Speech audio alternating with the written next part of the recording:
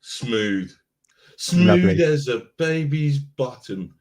Is that socially acceptable these days, mate? I don't know. I hope so, because I just said it. So remember, PG-13, PG-13. But man, we got a crazy show for you. We're going to be hitting all over. We're going to be looking at possible buildings on the moon, to UFOs that have been seen by military personnel, to true crime stories, brought to you by one of my favorite channels, I gotta say, and I would like to call this guy a friend, Mr. Deadbug. So if you guys don't know about Deadbug, and if you like true crime, please check him out, but more to that afterwards. So Nick, how you been doing, man? I've been doing all right, actually. Yeah. As you can see, I've actually figured out my camera. Do you know what, mate? I have spent around about 50 quid on different cables and trying to get this thing working, because it's a 400 quid camera. As you see, it's like quite professional.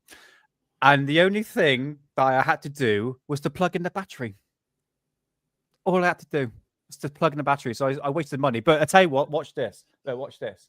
It can actually track. Hold on, wait for it. It can track my face. Look. I'm over here, mate. Over here. There we go.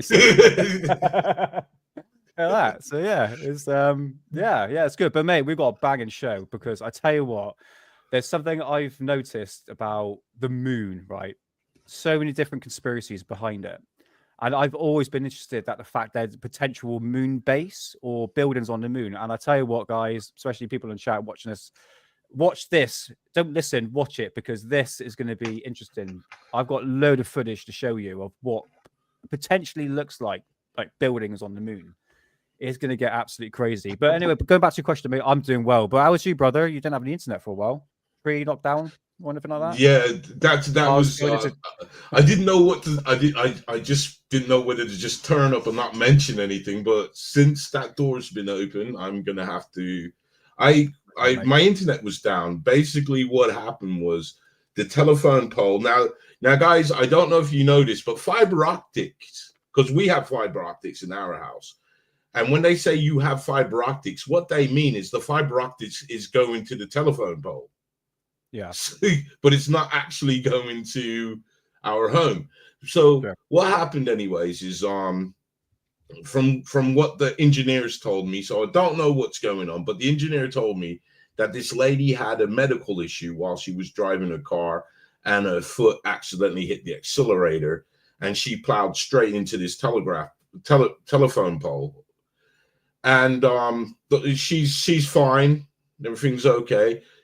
And what the fire service said is, if they were to move the car at that point, the car was the only thing holding up the telephone pole.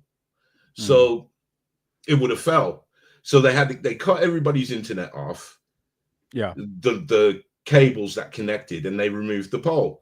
But what happened was, because of the fiber optics, it severed the cable. So what they had to do was rebuild the fiber optic connection. So I was out of internet for about 9 days. That sucks, dude. I had no internet for about 4 days, and admittedly, where I live, you get no signal. It's quite nice to have some natural headspace, but at the same time, you have no 4 or 5G. You can't call anybody. And that sucked for 4 days. Honestly, mate, it makes you think, if the whole of the internet went down, it would be absolutely. Hey, Kowalski, how's it going? If the whole internet went down, people would literally lose their mind. It will. They will literally lose their mind. But bear in mind, look, me and you, I grew up without the internet.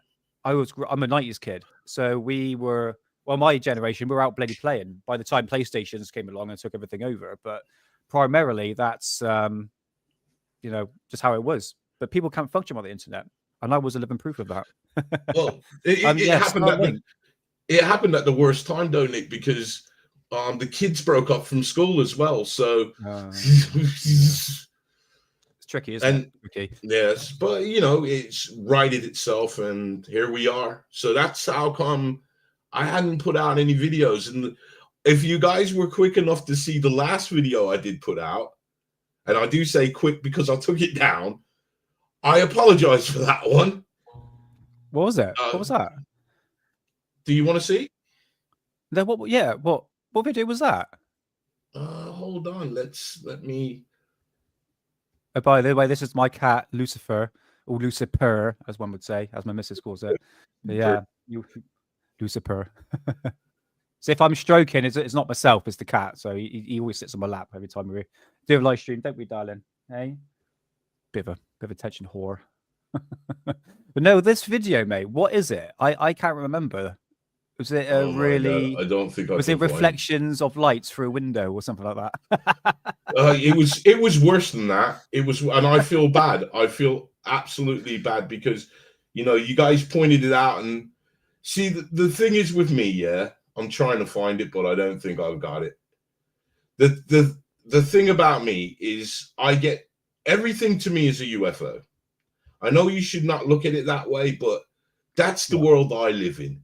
So being that everything is a UFO, sometimes a piece of footage comes along, yeah, and I'm like, wow, this is really good. And this is what happened with this footage. This guy, he had a camera set up, and what he basically was doing was filming his camera, what his camera was picking up. So he had this camera set up, and it looked like illuminated flying saucer that was just hovering in the sky. Right. So I put it out there because that's what it looked like to me. I didn't really study the footage as well as I should have. So within half an hour putting it out, a few of you, I'm not going to say a few of you came to me and said, I really believe he's filming the lamppost. So when I looked at the footage better, and I looked at actually where the camera was pointed, it actually does look like he was pointing the camera at the lamppost. So this glowing UFO was actually the lamppost. Mate, I tell you what, an easy sign of that, you can tell through a reflection of a light. Was it through a window? Was it? No. He was outside.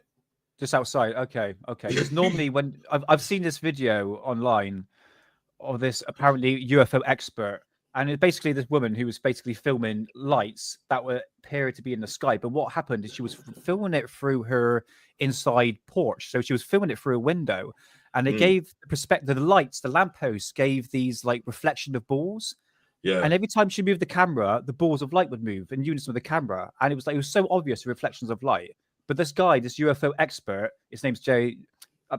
His name's sorry, I swore. Ben the JR Porter.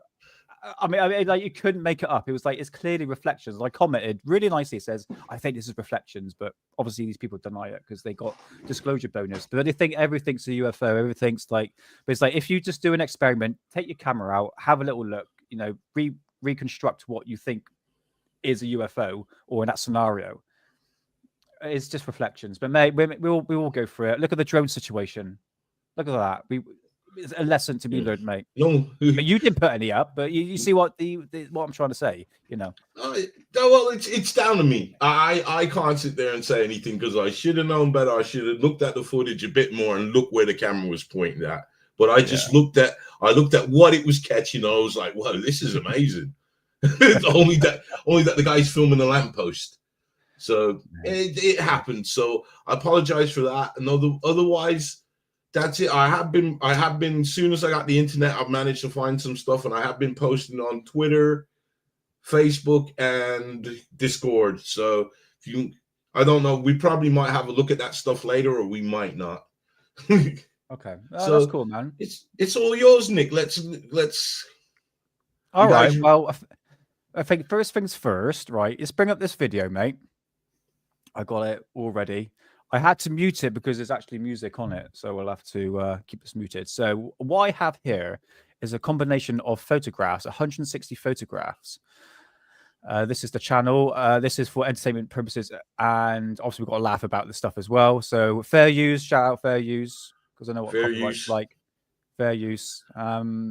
Yeah, so this basically is a combination of photographs taken from the lunar surface.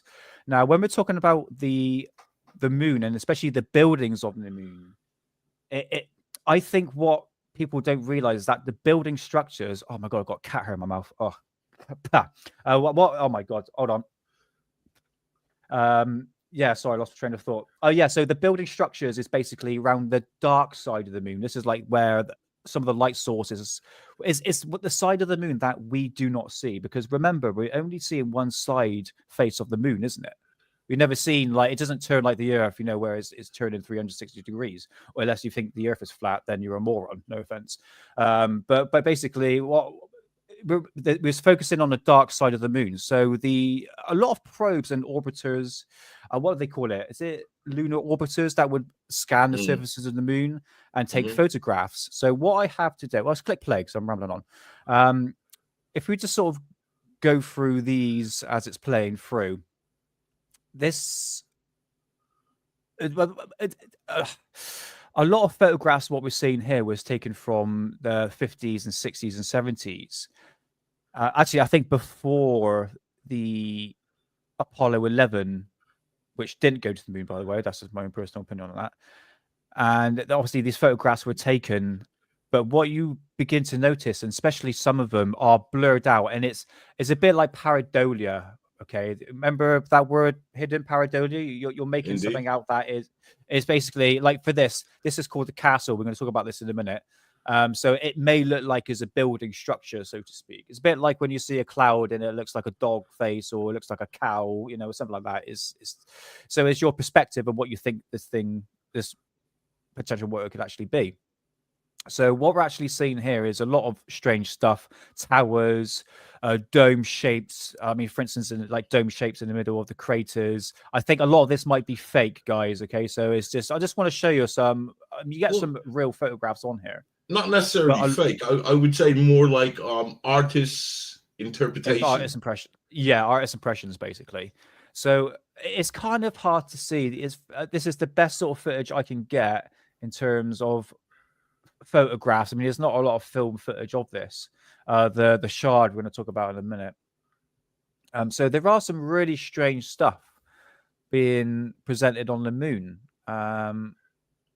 So, yeah, as you can see here, and some stuff has been blurred out by NASA, which stands for Never a Straight Answer, by the way. So it's a tricky one, mate. But nevertheless, it's extremely fascinating that there is some sort of structures on the moon, as well as Mars as well. So if you like to come and celebrate buildings on the moon, and it's full 420 together. Yeah, here we go. So it's a tricky one, mate. As you see these photographs, I've got some detailed photographs we can go through and plenty of footage. So because I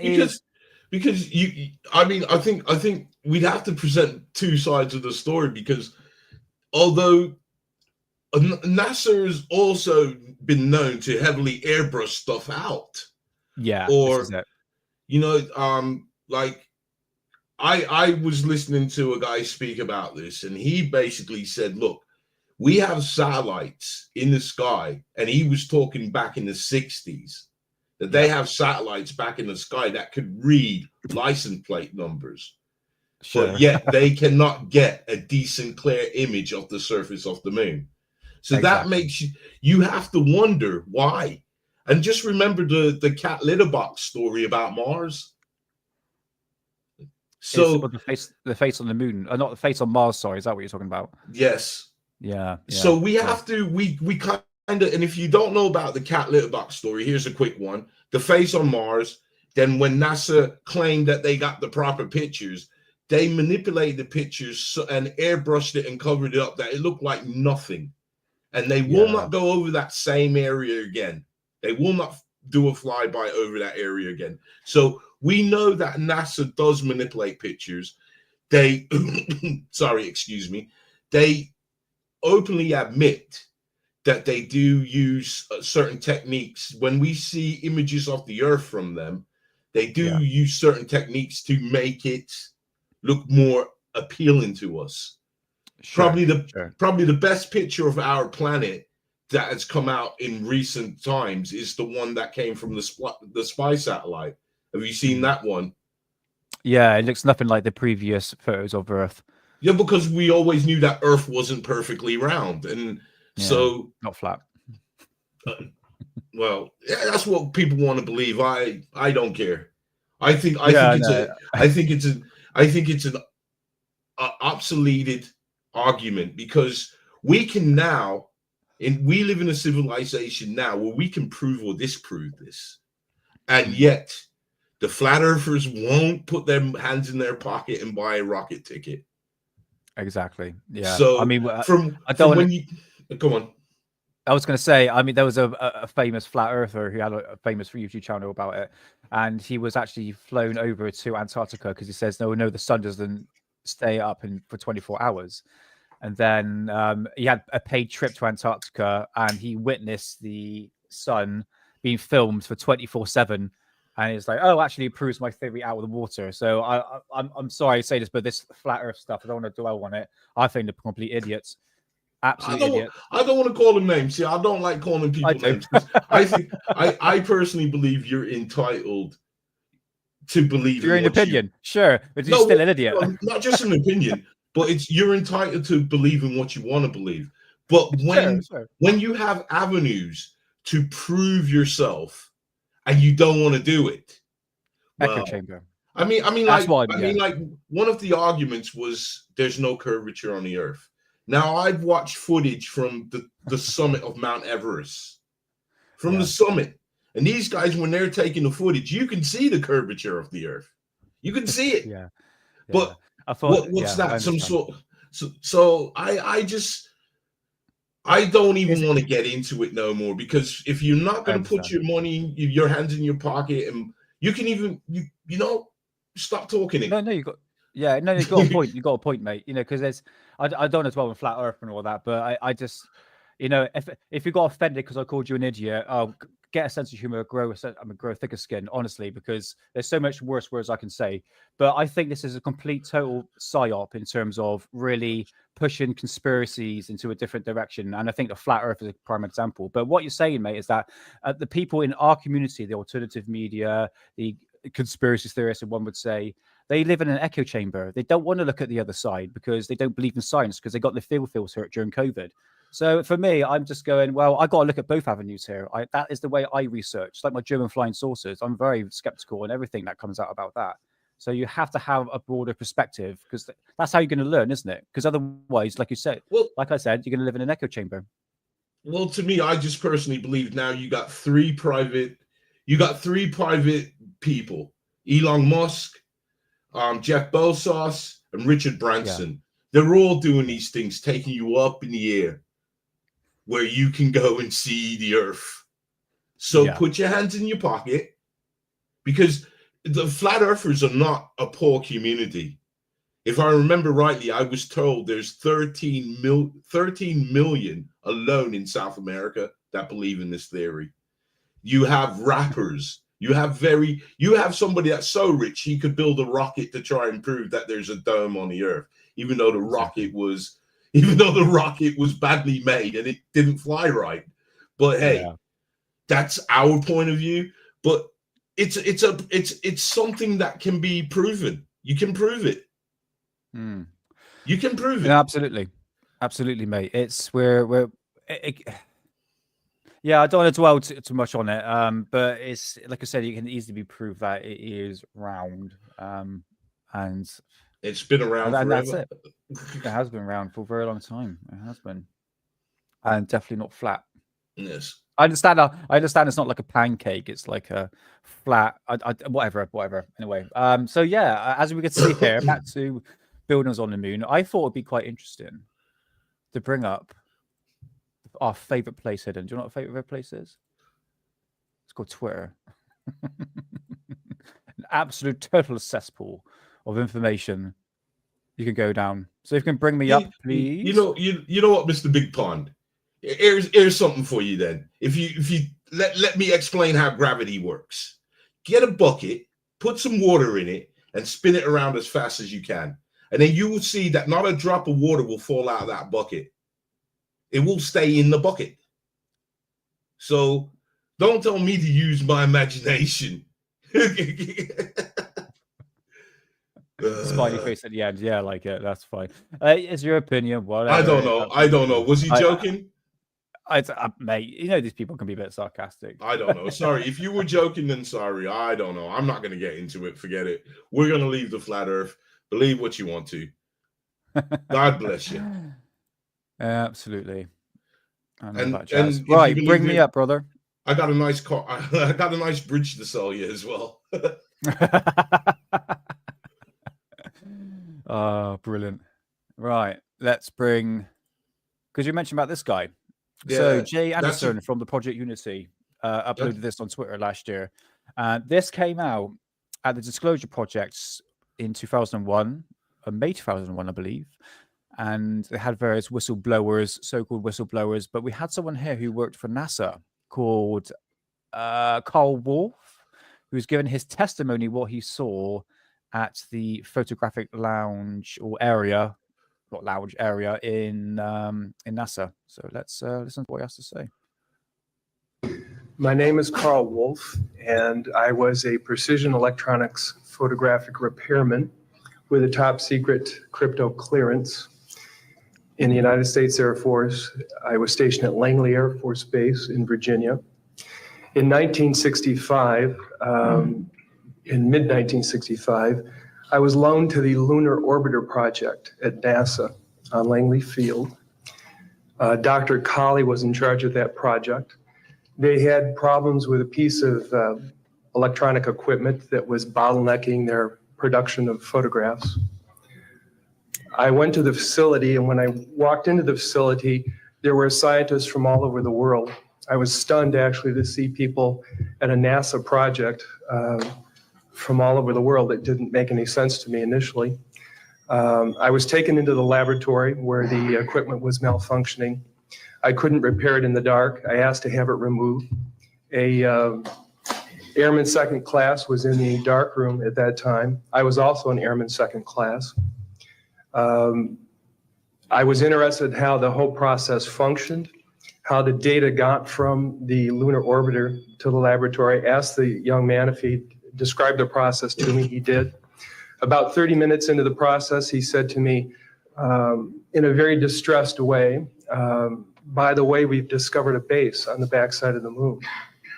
And then he proceeded to put photographs down in front of me, and clearly in these photographs were structures, mushroom-shaped buildings, spherical buildings, and towers. And at that point, I was very concerned because I knew we were working on compartmentalized security.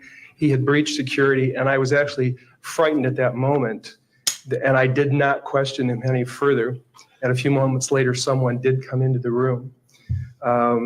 I worked there for 3 more days, and I remember going home and naively thinking, I can't wait to hear about this on the evening news. And here it is, more than 30 years later, and I hope we hear about it tonight. And I will testify under oath before Congress that what I'm saying is the truth. So this is Carl Wolf when an interview at the Disclosure Project. Yeah, I know people get really crappy about. I mean, Stephen Greer is absolutely full of S.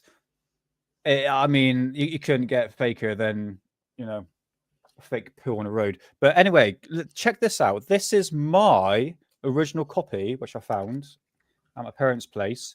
And this is the Disclosure Project's edition of UFO magazine that came out June of 2001. And you can see here, the truth is coming. And we are how many years later? And hidden. How far we got to disclosure? Look at that. It's got big words. Disclosure. Washington, D.C., 9th of May 2001. So have we got disclosure yet, guys? Chat, have we got disclosure yet? But this is talking about the Disclosure Project and all that. I think Stephen Greer has different intentions. I think he's just riding it for its worth, baby. Just before 9/11. Yeah. Oh, yeah. 2 months, I believe. So what are you guys' theories on Stephen Greer? Hidden? Well, do you think would you say he started off good? He wanted to do something good for the community, but then things started to change as he started to understand how ufology was going? Because it is entertainment and a business, isn't it? And look at what Stephen Greer is doing, like the cruises he was doing. Indeed. What do you reckon? Indeed. All I'm going to say, I don't like bad mouthing people, especially people I don't know much about. And I don't know much about Stephen Greer, but all I'm going to say about this is, in my opinion, the one good thing that's come out of people like Stephen Greer is it's fueled an interest to look up. And if anybody's making you look up and seeing these things for yourself, then that to me, that's a good thing. But there is a lot of money to be made. And there's a lot of stories out there. And I mean, it's down to the individual, how, you know, like everything is as real as you want it to be. Like if any subject you can talk about, unless it's something that you can hold in your hand, physically see, touch, and smell. But, you know, like when we're talking about ghost or, you know, theoretical physics, the key word in there is theoretical. Sure. So I think it's the point now where people really want to see it. And I totally understand when you've got the passion for it and you're willing to spend £3,000 on a cruise doing E5 sessions. Hopefully you see a dot in the sky, or potentially see a dot in the sky. I think that's like Rebecca says, it's a bit like a snake oil salesman. Okay, until you, and this goes for Jake Barber as well. If you're going to summon UFOs, get bloody good photos of it. Get good footage of it. Because if you want any chance of disclosure, I know it sounds corny as it is, Hidden and chat, is that, you know, if you go what Jake Barber is doing, summoning UFOs, the same with Stephen Greer as well. You've got to back up what you're actually saying, you know, because otherwise it's like you're a salesman. And this is what ufology is. It's a business. It's an industry. When you look at it, it's entertainment. This is it. I mean, that's like the Jeremy Corbell sort of side, you know, and at the same time pushing the conversation in a different direction. So actually, instead of actually getting the truth. So you're right, mate. Okay, your channel is fair. I don't want to bash people, but I do not trust Greer as far I can throw him. You do know what I mean? You know, it's been, you know, how long since I've had this? I just don't know. I just don't know these people. Like, I'll give you an example. I caught a show with Corey Good. I caught a show Corey Good was talking, and I was agreeing with what he said. And I wrote and I said, listen, I like what you said there. And because I said that, people wrote to me saying, do you know who this guy is? This guy's a grifter. This guy's full of crap. But I don't know who this guy is. And I just liked what he was saying. I agreed with what he was saying, because sometimes, see, the greatest thing about a con, the great trick in a con, is you tell some truths. Sure. If I tell you a couple of truths, then I can hide a lie in that. So that's the whole part of salesman. Every element of the con, in every con, there is an element of some truth. Now that's down to us to decipher what is true and what is lied. I mean, again, and because you touched on CE5, if anybody's doing the CE5, please be very careful. I'm not saying it doesn't work. In fact, I'm saying it more than likely does work. But just be very careful, because I come from a different background. I don't come from this UFO and let's be their friends and let's summon them. I come from a magical background where, like I said to Nick, that this is an old form of magic. It's not new. It's a very old form of magic. It's what we call conjuring. Yeah, you're willing things into existence. Now, you don't necessarily know what you're willing. That's why just be very careful, be very protective. Let's bring up this. There's something I want to show you guys. Can you see this on screen? Let's have a look. Oh, you can. Okay, I don't know if we can blow it up any bigger. So this is from my personal collection of a UFO magazine called UFO Universe, and this came out in 1988. Oh my god! And it cost 50p back in the day. I love the artwork. In fact, that is behind me right here. It had actually, it's basically what you're seeing is aliens coming out of a portal. You're getting no craft, nothing like that. I find, because remember, guys, you know, the reason why I collect these magazines here and all these books, because before what we're doing now with YouTube and Twitter and TikTok as well. This is where we're getting our information from. This is how we share information. But before then, before the internet, it was with these magazines. It will be conferences. It will be VHS tapes. So I'm going back to the original source here, and that's what I like about ufology. That's my passion, is to go back to the original source. And I got proof of that with my German flying saucer research. You know, the amount of detail I've gone in, and all my German flying saucer research has nothing to do with the internet. It's going buying books. That's what I love about ufology. Going back to where it all started. But going back to this page here from this magazine that came out in 1988, Talk with Space Beings.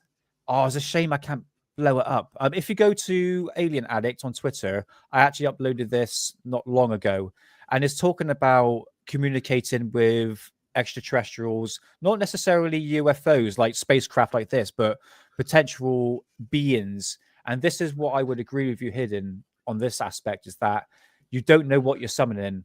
I don't come from a Christian background. Again, I want to be open-minded about everything. But I think there are what we would call demons out there, like bad entities, as one would say, and you don't know what you're conjuring up. I had this conversation with Amy, Good Morning UFO, as I popped onto a show a couple of weeks ago, and we were talking about CE5, because she does CE5. Very interesting concepts. I mean, she's had experiences in terms of like meditation and actually seeing something, and she actually photographed something as well. So I think it's all down on the state of the person. I think if you're in a calm manner, I think you're going to conjure up perhaps a good presence. If you're in a very deep state of depression, so to speak, you might conjure up something that's quite negative, because whatever you put out into the universe is going to give you back. So take this example, for instance. If I'm in a crap mood, my energy I'm projecting is going to pull in crappy people. It's going to pull in negative energy. And especially when it comes to people, that is what I found out, guys. It's whatever you put out to the world, the universe is going to give you right back. And I think this goes with channeling, and especially with CE5 as well, that the fact that if you've got a deep state of depression, or you're really, really down in the dumps, and you do a CE5 session, I think you're going to conjure up. This is all just my theory on this one. I mean, you can call me full of crap, whatever you want. But I think that is my personal opinion on that, is to do with the state of the being. Does that make sense, Hidden? Is that making... Well, that's how you would think it would work, but it doesn't work that way, because once you open up something like this portal, if you want to use that example, you don't know what's on the other side, and you don't know what's waiting to come through. So you have to be very careful. Just be protected within yourself. And that's the one thing that I think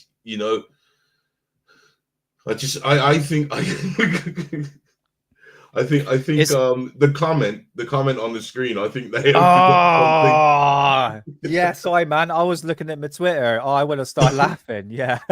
Welcome back. I traveled to England and got abducted and probed my anus. I'm basically leaving my wife and kids. I'm moving there. If it's a good time, man, you enjoyed it, go ahead.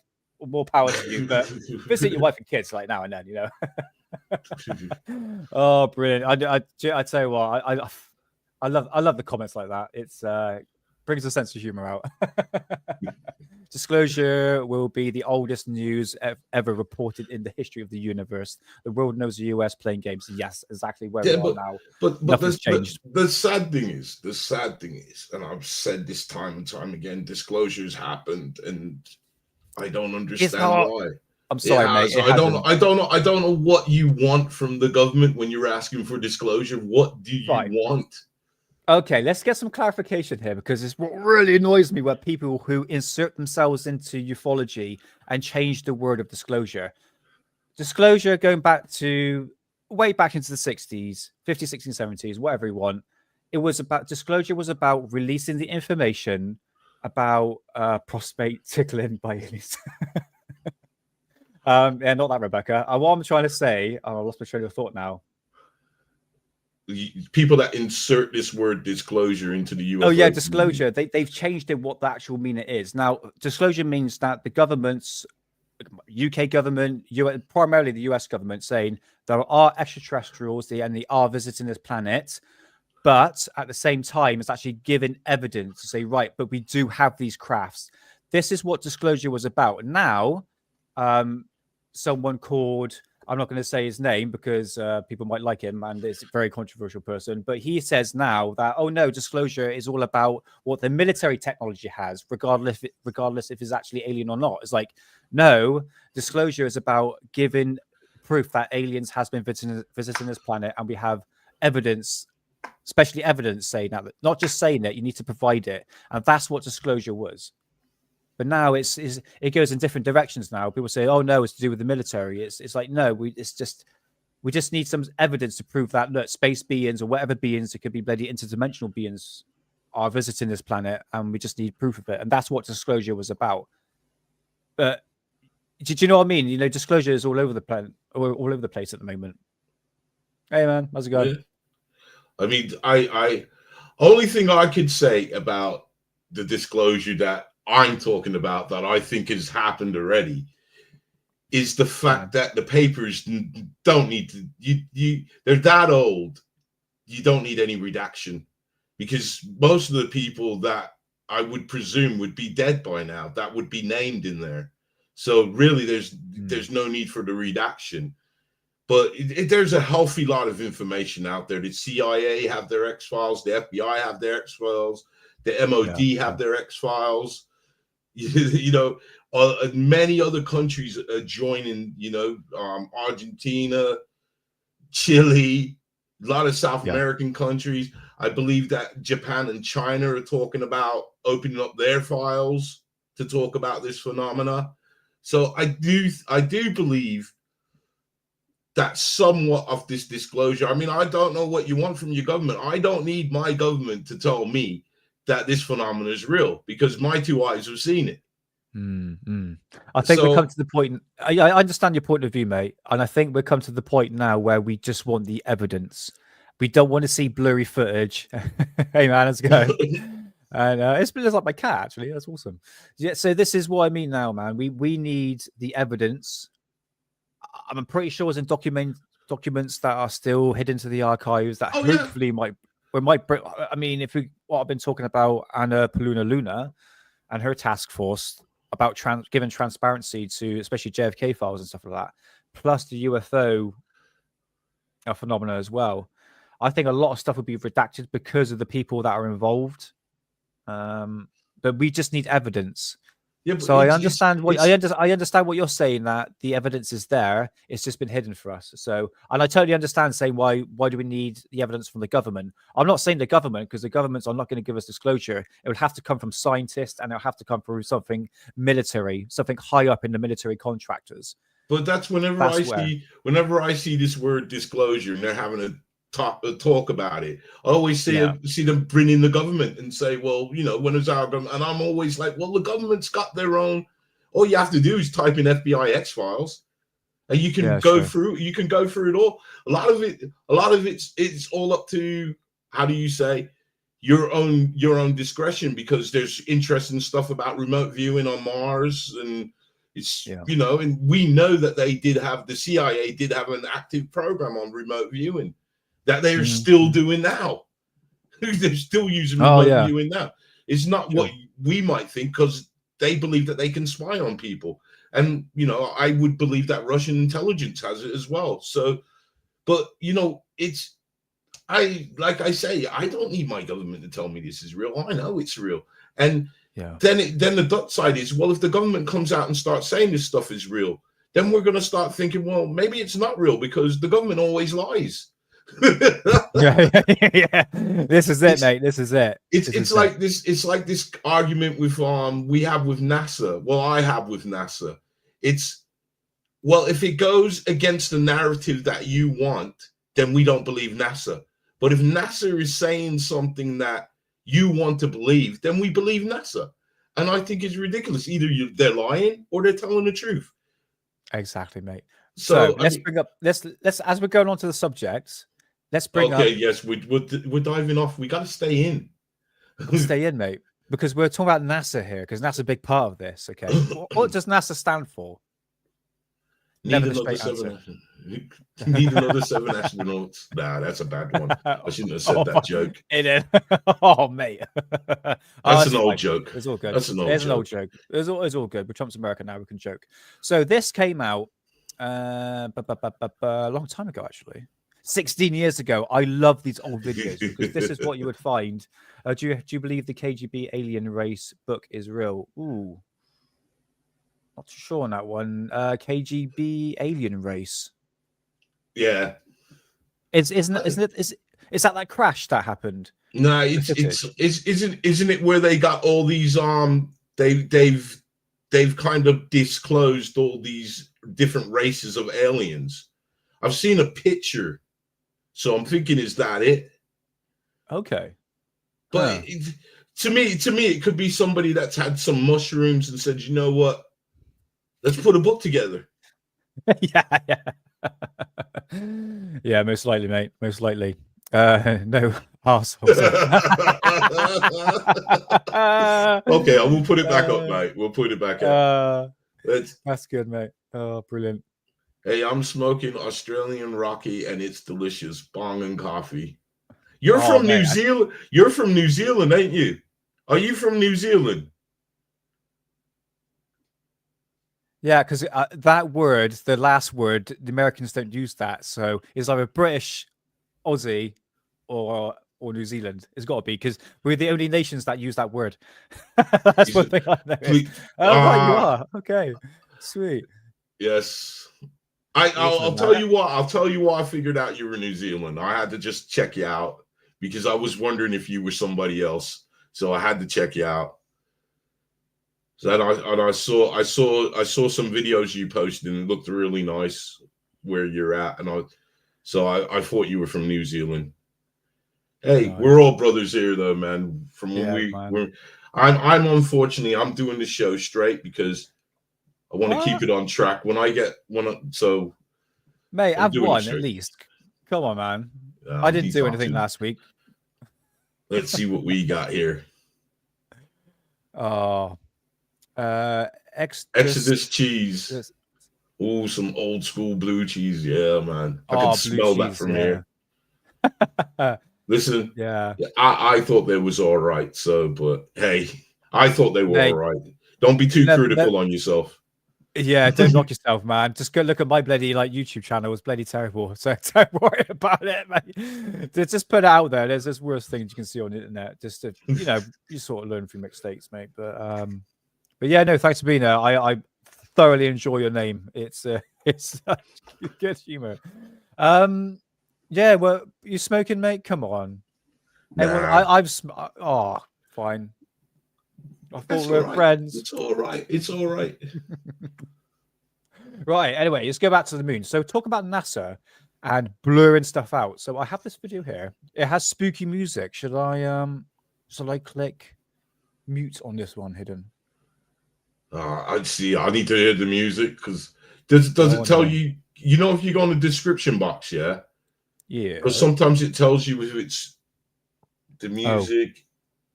I can't see who that's by. BMI. Yeah, that's going to be copywritten. Yeah. Okay, mate. Safe space. We're gonna. Let's mute it. It's just spooky music on it. Right. It's 2 minutes long. Right. Let's do it. So we're going to see here.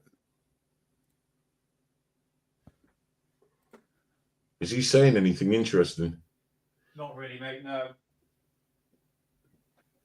So what they do reckon, one of their theories is that in the craters, this is where they're going to have their bases.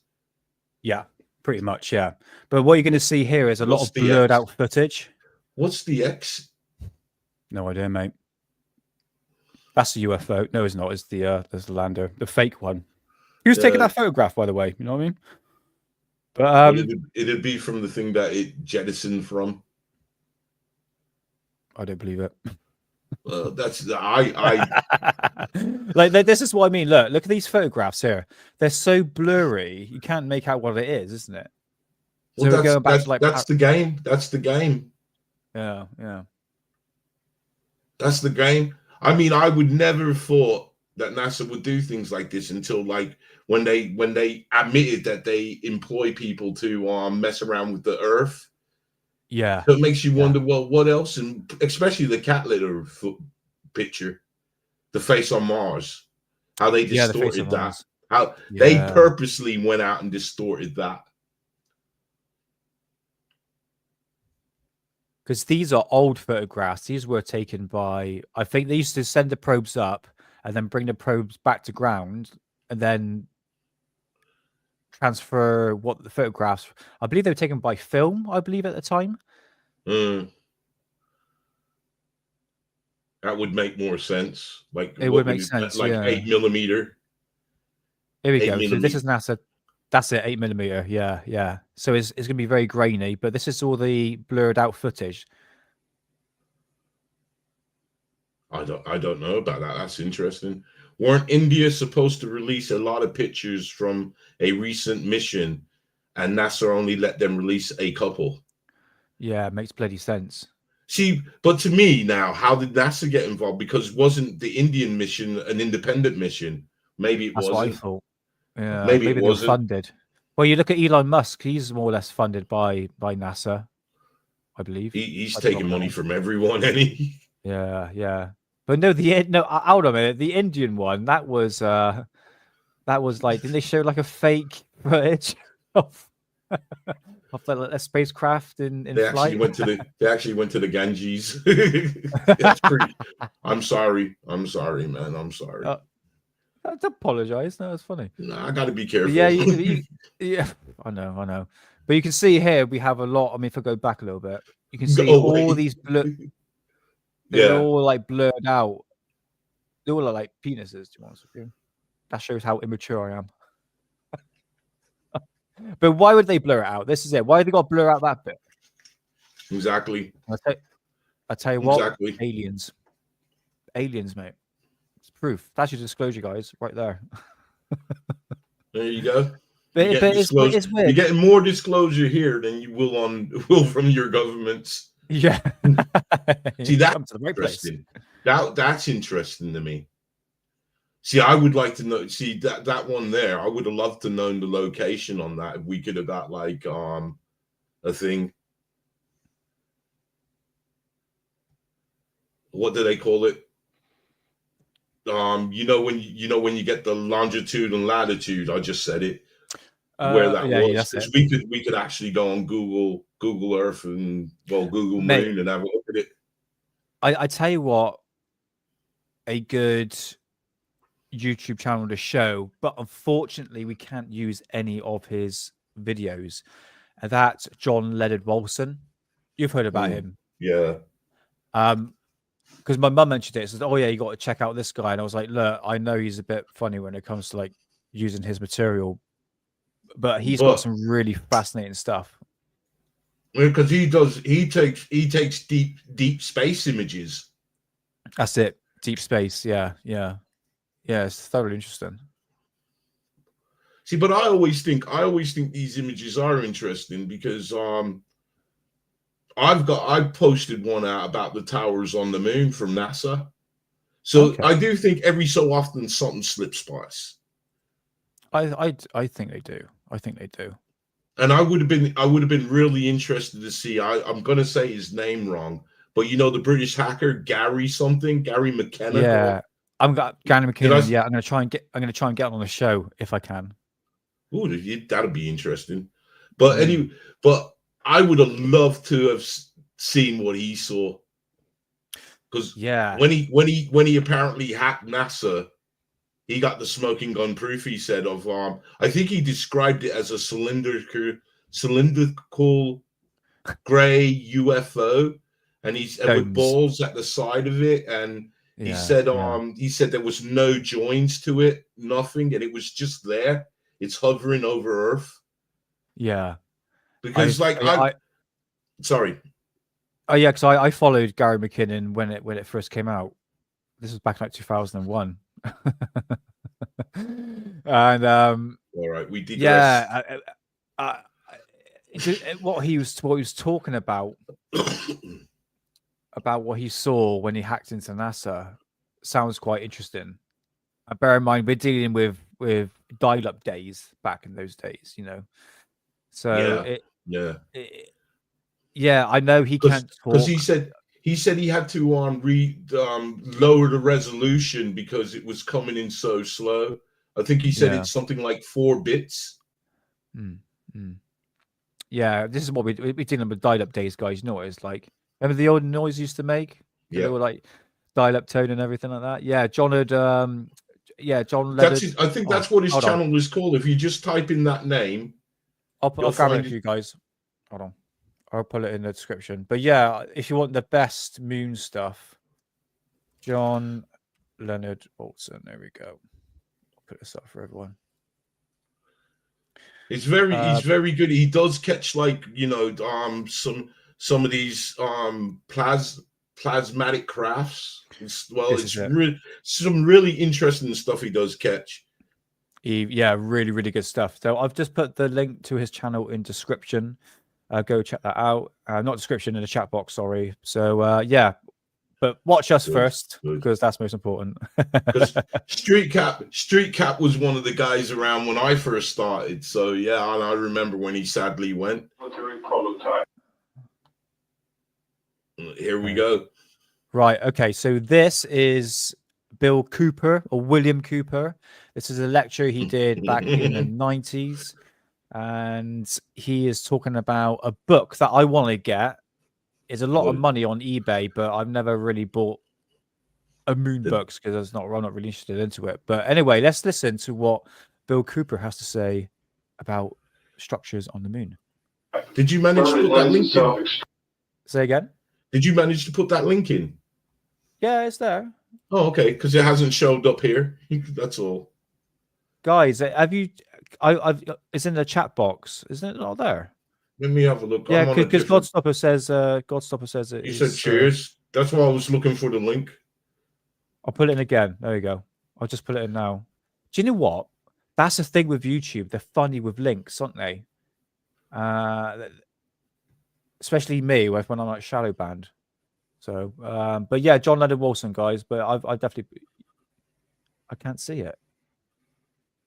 That's YouTube, or the government, or the CIA, or the three-layer agencies stopping me putting links. How is it not showing up? Huh. Write something. Just write anything.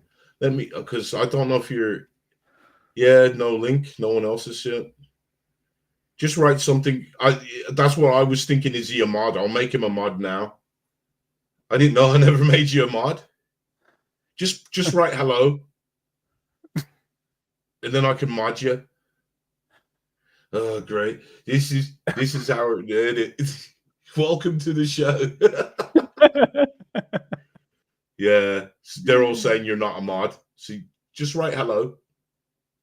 I've written something. I'm not seeing it. What? I put the word penis. There you go. I got it. It's just come up now. What the hell? Yeah, you're not a moderator. All right, okay. Add me as a mod then. Add me as a mod or something. Yeah, it's funny. Do you know what? With links, YouTube are really funny with that, guys. But if you can't find the link, if you just type in add YouTube, the link now. It should be. I've just done it. See, there you go. It's there. Ah, brilliant. Okay, yeah. So that's the website, not website. That's the YouTube channel, guys. Go check it out. Really, really good stuff on there. Yeah. Sorry for the delay. That's weird. So you got to be a moderator to actually put links. Yeah. Huh. Yeah, because it just stops randoms coming in saying, "Oh, I've got a great video." You put the link up, or the sex bots. Yeah. I understand, mate. I understand. Let's get back to Bill Cooper and what he has to say about structures. Extraordinarily well to arbitrary control. Space research can be viewed as the nearest modern equivalent yet devised to the pyramid building and similar ritualistic enterprises of ancient societies. It is true that the scientific value of the space program, even of what has already been accomplished, is substantial in its own terms, but current programs are absurdly and obviously disproportionate. This is a book that's extremely difficult to find. The moon is viewed by Lunar Orbiter, published by the National Aeronautics and Space Administration. See, I don't just go after pictures, because I get all kinds of pictures that show this stuff, and people have been showing them to the public for years. Fred Steckling has a book out that has all these pictures in it. People accused him of faking those pictures because he couldn't prove they were NASA photographs. Well, I knew that they had published these in their own books, but they had yanked the books when they found out what was in them, because they published the books before they did any photo interpretation. They were so eager to put out what they were doing in space. But I knew that no matter how hard they tried, they couldn't possibly have taken back every book. We found 2 separate books with the photographs in them, both published by NASA, printed by the U.S. government printing office. This is a smoking gun. NASA can no longer deny that these are official NASA photographs. They can no longer deny that these things are on the moon, unless they want to admit that they faked these photographs, and I don't think they're about to do that. Next slide. Can you focus that, Stan, any better? What you're looking at, what that arrow is pointing to, is a machine inside the inside wall of that crater throwing material out. You can see another crater to the right. Yeah, I can see that it was throwing stuff mined out. already. See how artificial it is? Hey, brother. It's an artificial crater. It was dug by a mining machine. Next slide. Now it'll blow your mind. Down inside this crater, you can see some artificial constructions of some kind. We don't know exactly what they are, but they are not natural. You see some kind of a construction here. Here. With a ramp going up to the top of it. Over here, these are not natural objects that are normally found on the moon. We have no idea what they are. I'm just building you up because you can see. Make that picture so blurry, I got no idea what they are. Yeah, I know, right? This is the crater Kepler, right out of the book. What's in there? What do you see, folks? I can see that. Looks like a road. You can see where the walls of the crater have been cut out with earth-moving machines. You can see 4 domes right in a row. You can see construction down in the center of the crater. Everybody see the domes? No, where are they? Straight domes. 1, 2, 3, 4. All right in a row. Have you talked to anybody that's been up there, Bill? No, just some of the astronauts that landed on the moon. Off the record, they have told me some of the things that they have seen. On the record, they will not admit to anything. And I can't repeat what they said because they'll just call me a liar because it's off the record. Next. Look at this. Oh, I love this. This crater's been mined by a machine that crawls, and it left tracks. It came up over this rim, up a little bit, Stan. Came up over this rim, crawled down, mining as it went, around, crossed itself, and went back up over that rim. That's a boulder. Didn't know Fred was Yes, well, an we egg. all want to keep our sanity Yeah. alive with NASA. It has to be a boulder. Next. See that crater? This is odd. Crater? See, I'm yeah, taking yeah. the experts. Thank know you. what they tell me? They Is tell that a me circle was within a made circle? by some kind of an artificial explosion, such as a nuclear weapon or tons of TNT. Next. See the clouds, folks? Those are clouds. Next slide. All right. See the Okay. square crater? Yeah, I do Ever see seen a that. square crater? I see it right Must have there. been a square meteorite. Next slide. See the reservoir, folks? Where? Indeed. I'm going to be quiet.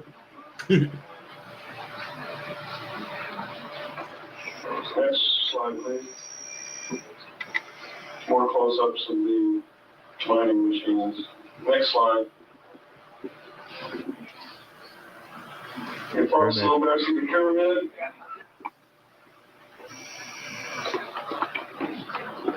Next slide. Oh, what? I forget. Yeah, most likely Rebecca. These Yeah. are all in the book. These are It's in mo- the NASA book. It's more likely helium-3. That's what they'll be after on the moon. See the cross? See Because the building? that is See the worth so pyramid? much money. The documents that I said, they found the ruins of an ancient civilization that had at least reached the Bronze Age on both the moon and Mars. Next slide. This is Mars, ladies and gentlemen. There's a couple of things, several things in this photograph that I want you to pay attention to. See the terracing? NASA claims that that's wind erosion. I'm going to tell you right now that that's bullshit. That is agricultural terracing. NASA tells us Mars only has an atmosphere 1/100th as dense as the Earth's. In other words, 1%. In the first place, that's a lie. In the second place, that's not wind erosion. That is either agricultural terracing that was being used at the time this photograph was taken, or it is the ancient remains of agricultural terracing that it was at one time used. Look at the terracing and you'll see that the terraces follow all the way around, and then tell me that that's wind erosion. Next, please. You can see close up of the terracing. How did they protect themselves? You know what that looks like? Have you ever seen rice paddy fields? Rice paddy fields? Yeah. Have you ever looked at rice paddy fields? Because they build them like that, so the water runs down and down and down. That kind of looks like a rice paddy field. Yeah, like a reservoir. Yeah. This is the Mars face. Can you see the face? Those black dots aren't freckles. That's where the bits being sent back didn't quite make it back in the transmission from the spacecraft to our receivers. Next, please. Okay, now, I wanted to show you this. This comes out of the Extraterrestrial Encyclopedia published by NASA.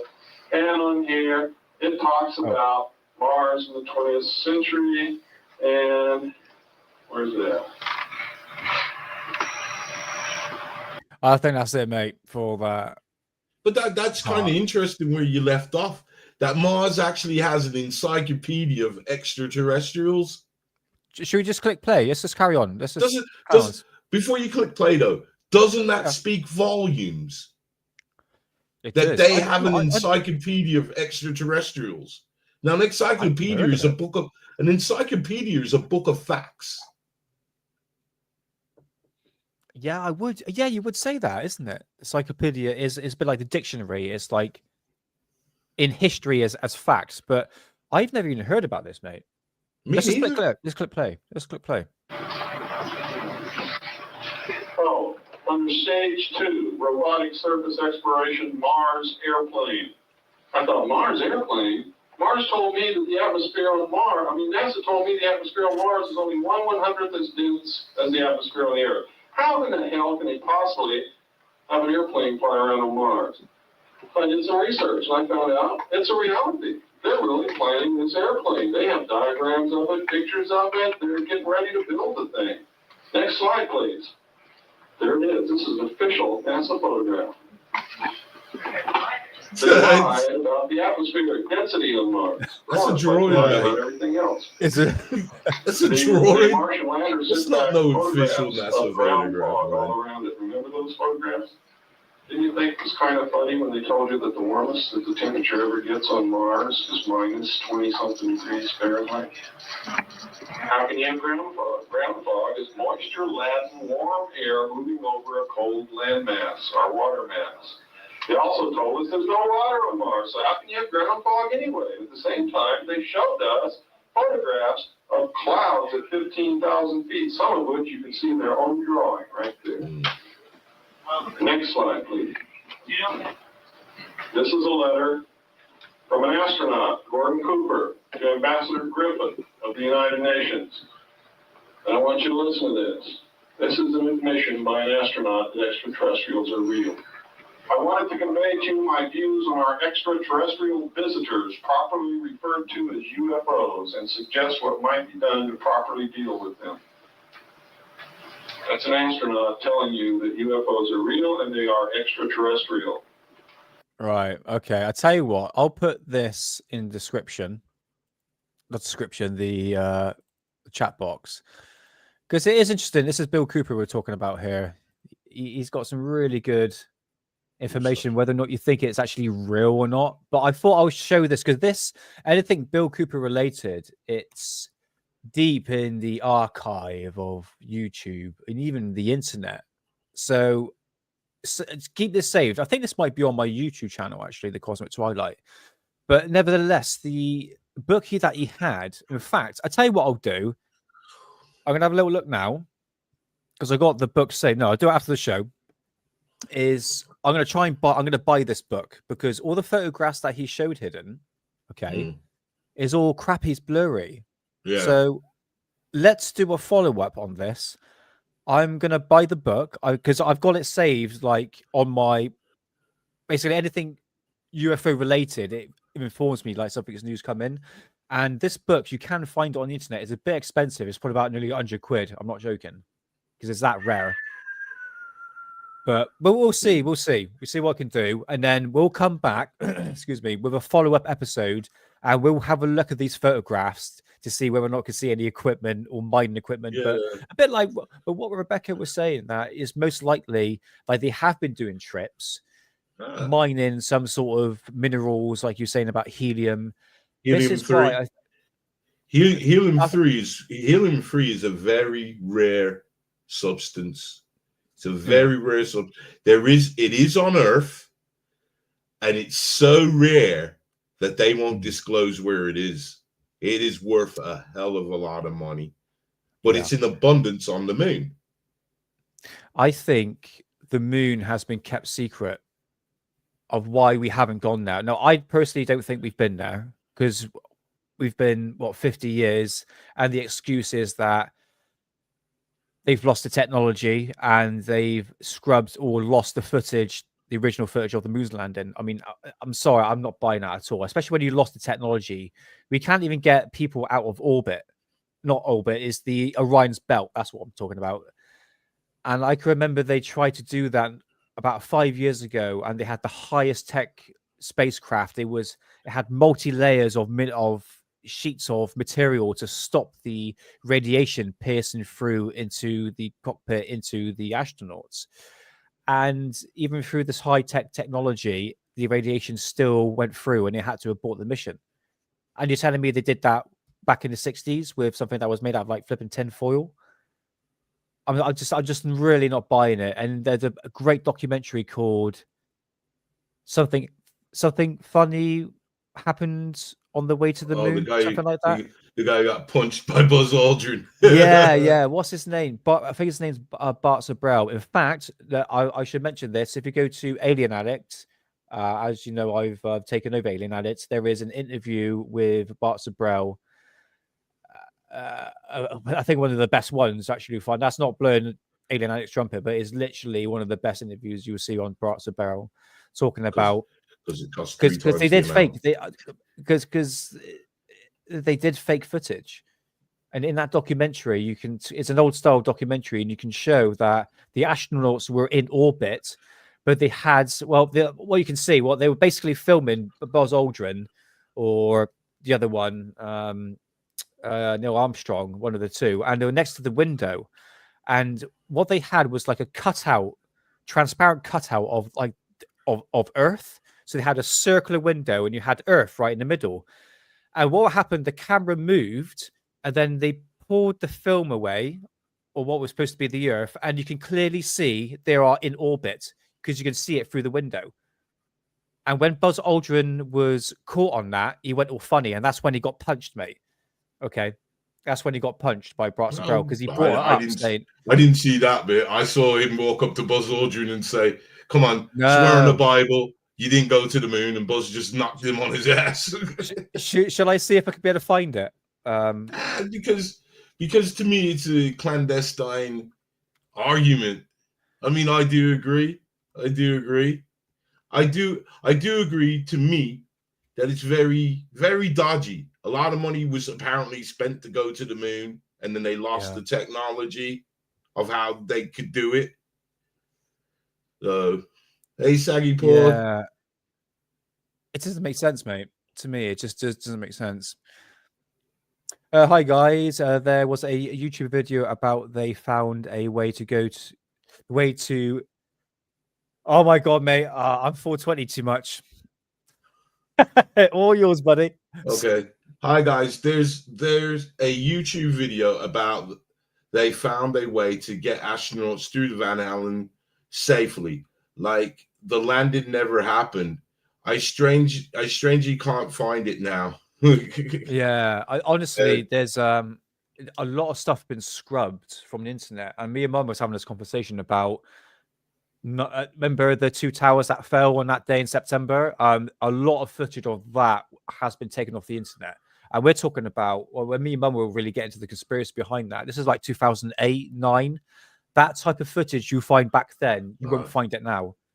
You will not find it. They literally scrub it from the internet, unless was it what you call it, Saggy Paul? If you go back to the Wayback Machine, I think there's Archive. We've got a Wayback Machine where if you just type in the videos that are lost, is that what it's called, Hidden? I can't remember what it's called. The Wayback Machine. The Wayback Machine. Basically, it'll find old websites that are basically taken off the internet, and it'll basically find it.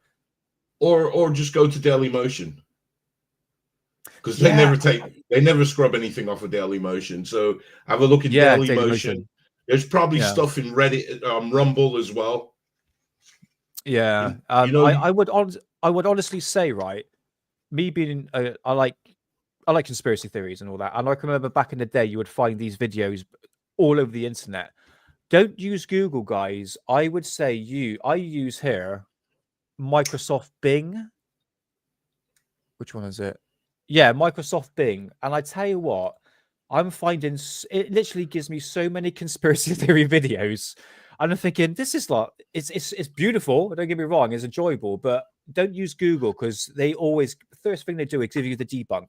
Like, for instance, I put in buildings on the moon, towers on the moon, and straight away, bang, bang, bang, bang, bang, it's just all debunks. Oh, no, it's full of fake, and you can't see properly because you're an idiot. That's the sort of stuff you normally get. But if you go on Microsoft Bing, I noticed it's more of what you want to find. So that's a little top tip for you on that one. Don't Google it, duck it. Military industrial complex has ancient tech that allows them to travel through other planets. I would be surprised. Are we talking about Stargates now? Are we talking about Iraq then? Oh, mate, I tell you what, Guardian, you've given me an idea for our next episode. There's one aspect I've always found interesting, is there's very speculations what the Iraq war, what they actually went in there for. Okay, one would say it'd be oil. One would say it was to sort of take over as a military force in Iraq, which was talked about in the America for the New American Century document that came out in the year 2000, Project for the New American Century, sorry.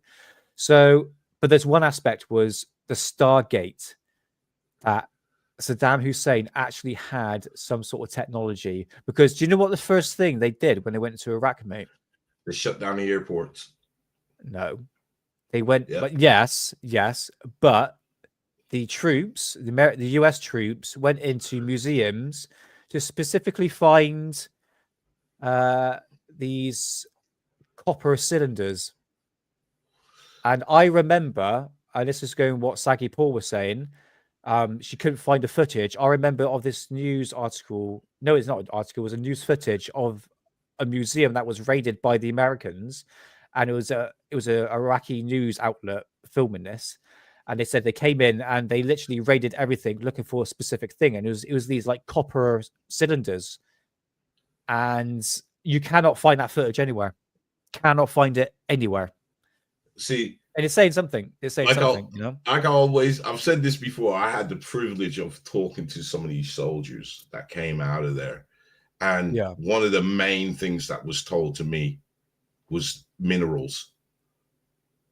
Minerals. Not oil.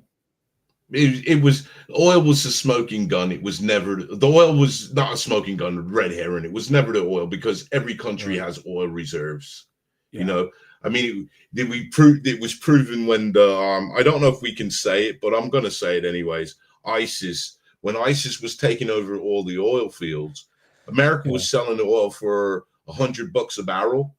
ISIS just totally was selling it for like 35 to $50 a barrel, and they were undercutting it. So this is how you know that there was oil reserve, because the Americans put out a statement, the American government put out a statement saying, well, we can survive this for a year, but after a year, we're going to have problems. So it weren't never about the oil. What I believe it was, I don't believe there's any Stargates that they had, Saddam Hussein, because if he had that, man, he would have gone somewhere else other than in the ground. You get what I mean? So yeah, I totally understand. But we can look at the facts, and the facts are these. The airports were closed down. As soon as they seized control, the airports were closed down, except certain flights were coming in. Those flights that were coming in, they were taking all the antiquity. Now, what is that land? Do you know what that land was called before it was called Iraq? Babylon. And you know what it was called before Babylon? And here's the rub. Samaria. Yes, thank you. Couldn't think of the word. Thank you. Samaria. Now, look, they were destroying what they couldn't take. They were destroying an ancient text, ancient stories. And this all lies where I want to get my buddy to come on the show. He's a very shy guy, but if I can get him to come on and persuade him to come on, he has studied. I mean, he's gone beyond. He has studied the Sumerians. And what he was telling me, he told me when you showed that picture of Mars, the face on Mars, he told me that is actually a Sumerian god. He told me the name of the god. I don't want to say the reason why I don't want to say the name of the god, because I'm not 100% sure which one he said, but he told me the name of the god. And when he's talking, he can prove what he's saying. So I really would like him to come on the show, because I think he's done so much research. He knows a hell of a lot more than me, because he was telling me like these stories here from the Bible, those are Sumerian stories. Right. So and I wouldn't be surprised, because a lot of religion has been taken back through ancient Sumeria, Babylon. Indeed, Immensely fascinating. I looked at what was going on, because even ISIS, when they were taking over places, they were attacking the artifacts. Now, in the communities, in the conspiracy community, there was always a rumbling of talks that ISIS was funded by the American government. So when you look at their actions, what they were doing the same as the Americans. They were out there and they were destroying and stealing. Thank you. You beat me to the word. But they were out there and they were destroying what they couldn't take. They were destroying. And I mean, there was reports in papers. New York Times was saying that these artifacts were being found just on the roadside in America. Like they were just throwing them out on the road. So why would you do things like that? It's to destroy a history and also hide the history. And why in school? Another question. I've always said this. Why are we taught every culture's history except Sumerian, the oldest known civilization to keep records? Yes, this is it. We know about Egyptian. We know about Egyptians, and that's probably the furthest back we go is Egypt. No, we don't know about Egypt. We don't know. We speculate what they were and what they're about, well, but we really don't know. But when I was at school, we were taught about Egyptians. We were taught about Egyptian cultures. We were also told that they weren't slaves. They weren't slaves. They were there and they were paid. They weren't like how it's depicted that the nation of Israel were slaves. They were there working. Mm, mm. That's where, did you know that's where the term ghettos come from? It's a Hebrew word, and it referred to where they lived in Egypt. So we learned a lot at school. They taught us a lot. Oh, okay. Okay. Yeah, but it's not necessarily the truth, because what I was told about World War II was completely wrong. But I was also learned about ancient Egypt, which I'm pretty sure is totally wrong. So I again, I'm so, unfortunately, I've come from the background where I just don't trust anything that teachers say. You know, I think look, I know Graham Hancock. I know the guy personally. I'm a flipping gardener, for Christ's sake. And the amount of conversations I had with him, and it's so clearly obvious as what we have been taught about history. It's wrong. It's a lie. And especially when it comes to ancient Egypt, we have the perception that we know what it was all about. Well, they built the pyramids by using ramps. I'm sorry, but and to do that in 20 years, that makes no sense. From rocks that were 500 miles away. I mean, I'm sorry, it's like things just don't really add up. And I think the perspective of what we thought about ancient Egypt, I think it's wrong. Well, And to go back, but going back to what Rebecca was saying, that the Americans were obviously destroying stuff as the same as the I think I don't want to say the word ISIS. You know, them were destroying ancient artifacts. Why were they doing that? This is like the oldest history of human civilization. That's the fundamental question. It was, oh mate, it's heartbreaking. Heartbreaking. It really is, because this is where I mean, obviously what's the bloody word? I can't say it. Go teply go, you know, and then what's the word, guys? What's it in chat? Graham Hancock talks about it. I can't think. I'm 420 too much. That's it. That's the one. Go teply, whatever it's called. That is now the oldest civilization that, but it was before even Egypt and even before Samaria. So go Beckley Tepe. That's it. I was saying it wrong. Go. That's what Rotary was saying here. That's it. I'm gonna say it one more time. Go. Yeah, don't worry. We know what you're saying. We know what you're saying. Man. 420 too much. Yeah, can't read. So yeah, that is now the oldest civilization. I'm not 420. There's no way in hell I can pronounce that. So there we go. So there's somebody who wrote it down. Somebody who knows that we're dumbasses and wrote it down. Go Beckley Tetley. Go Beckley Tetley. Thank you. Thank you very much. Thank you very much for the layman way of pronouncing it. As you can probably tell, me and Hidden can't read that well. But at least we admit it. But I can read. I can read. I just can't pronounce it. Oh mate, yeah. But go back to what Go Beckley Tepe was saying, as Lily Cara was saying. That is now being covered over. Graham Hancock was saying that the World Economic Forum has literally planted trees and trying to stop people from actually viewing it. And they put a massive canopy over the top of it, so it's actually blocking out its natural sunlight. And they've literally stopped doing more excavations because the site is much more bigger and there's multiple sites, and they're literally stopping all the excavation sites from happening. So again, we're stopping that history as well. Oh, thank you. Because because the people, the powers that be, want you to believe their side of history. You know, they say history is written by the winners. Well, in my case, you know, I would say that's true. That's what Churchill said. Churchill said that history is written by the victors. And so I agree with that. I do somewhat agree with it. Yeah.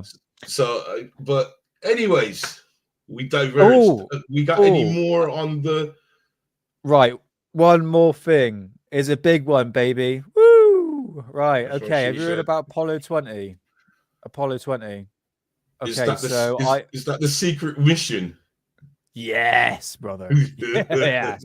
Bring it up. Is that when they found the Mona Lisa? Is that the one? Mate.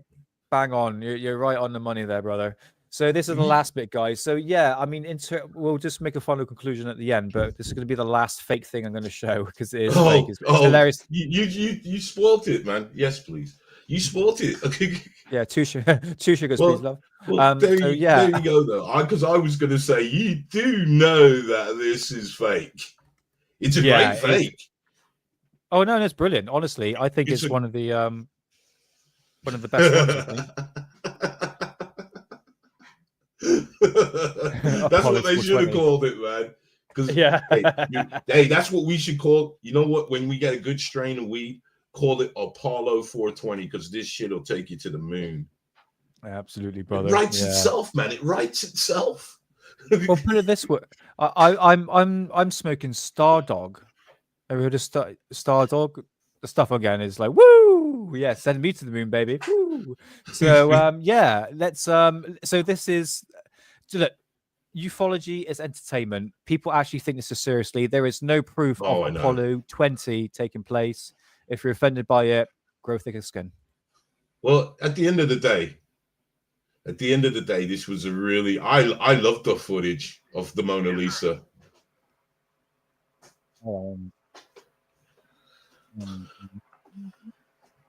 I'm just gonna run to the little boys' room, by the way.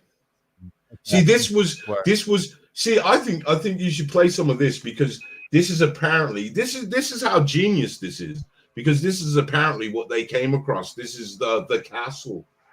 No, I got the wrong footage. Let's just play this, and we'll go back to the other footage. Okay, I'm gonna run to the little boys' room then. Oh God, don't say it like that, for Christ's sake. I'm running to the big boys' room. There we go. All right, that's fine. Yeah. All right, man. Cool. All right, you go ahead. So, hey, DW, how's it going, man? How's it going? So, yeah, this footage here, I find it kind of hilarious. I think this was like a college, like art project or something like that. I can't remember, but this was shown. Where is it to? Oh, there it is there. Apologies for the shite video quality here.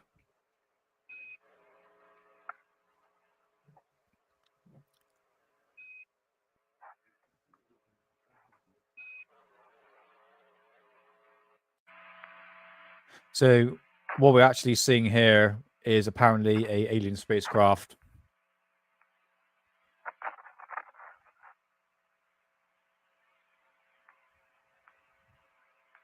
All right, has he come back from the little boys' room? All right, never say I'm going to the little boys' room, because that, excuse me, that is, it's a bit Jimmy Savile, you know what I mean? It's like, I never say in my live streams, welcome on in, boys and girls, because that just screams Jimmy Savile for me. That's his catchphrase, you know, welcome in, boys and girls. Now then, you know, stuff like that. So, yeah, just a top tip for you guys, but... Oh, man. Oh, dear. Oh, let's have a look.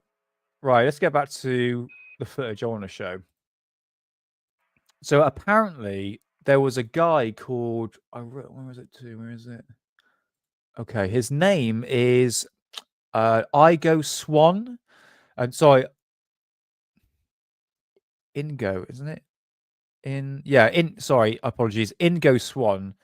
He was part of the space program for NASA that actually went into... This is like the deep space program that we don't know about. And apparently this guy was employed by NASA to go on this program to go up into the moon. And this was Apollo 20, what we're actually showing you now. So they landed at this specific area where it was the dark side of the moon. And like Hidden said, they went and saw this castle, which I'm going to go into a deeper detail into that in a minute.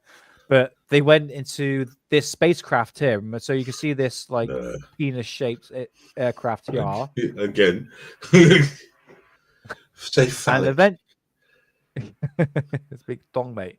Right. But so they eventually go into this sort of structure, and they found this. Is there any audio? Audio up. I mean, kudos, because they actually put at least some sort of effort in the production value of this. It's not even that. It's even with the Mona Lisa. I mean, I thought it was brilliant how they did it, because it's how you would kind of think an alien spaceship would be flying, through telepathic. Because I don't know if you remember, they were saying like, there's this thing here, and that would connect to the ship.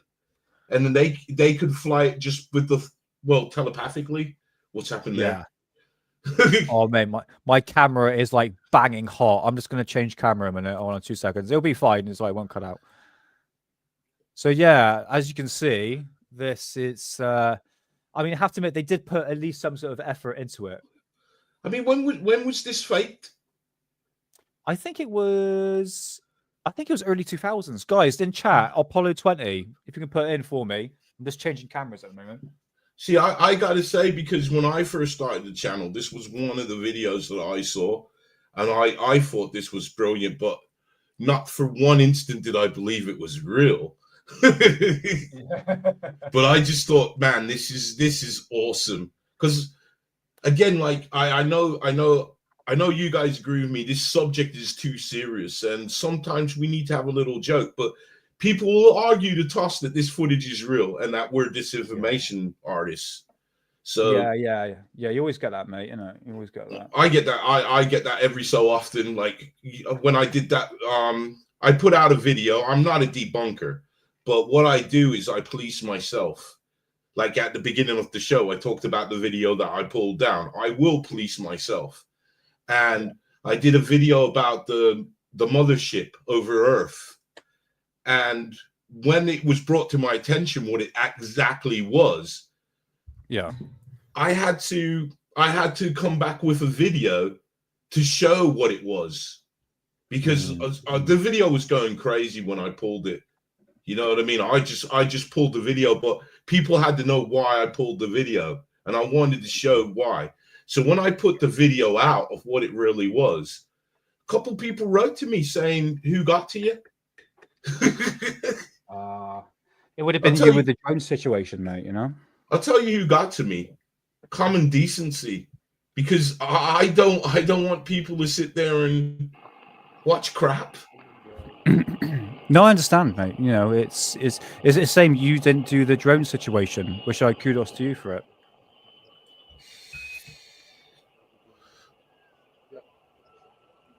I just like seeing the Mona Lisa, man. I think it's such an awesome name. I think it's an awesome name that they called the alien Mona Lisa. There it is. It's coming up. So apparently they went into the. Did they go into the ship? Yeah, the big penis ship, and they found phallic ship. Mate, we're cruising, because don't forget I got Deadbug coming, and I know YouTube ain't gonna like me playing him. We'll see. Well, I know. I'm just hoping that because I've been such a great guy. Here's the Mona Lisa. So just to let everyone know, this is actually real. What you are witnessing is, it's not fake. This is 100% disclosure. First time we're giving you disclosure. So I'm just trying to make it funny though. I have 420 so hard already. Well, but yeah, at least you got your part of the show out, and then it's down to me. But see, I mess up naturally. Look at. I mean, mate, look I'm the same. Look how they've done it. They've done it. To me, if you're gonna fake something, this is how you do it. Oh, mate, can you hear that whining noise? That don't help things. Is that the video or your house? No. It's well, they don't not. But no, if you look at it, I mean, when I first saw this, I knew it was immediately fake. But boob, sorry, YouTube. That's all right. Don't zoom fake in, boobs. Mate. I suppose we're watching an episode of the Kardashian. Oh, he went there. That does look like one of the Kardashians. Come to think of it, it does, doesn't it? Look at them big ass lips. All right, I'm gonna get back to the chat because I see the comments are coming in now. All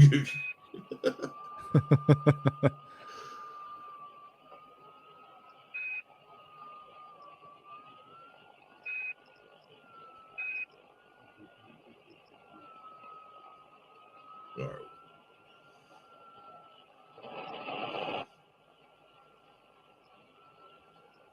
Cool, check that out. It looks like an art project, doesn't it? Like a student art project. It probably was. Oh, now that's the kind of woman you just love to date and eat. Half pepperoni. It all depends on what half is the pepperoni, man. Oh, now this come is the on. one. This is the one. Dear. So there must have been 2 of them in there then. I suppose so.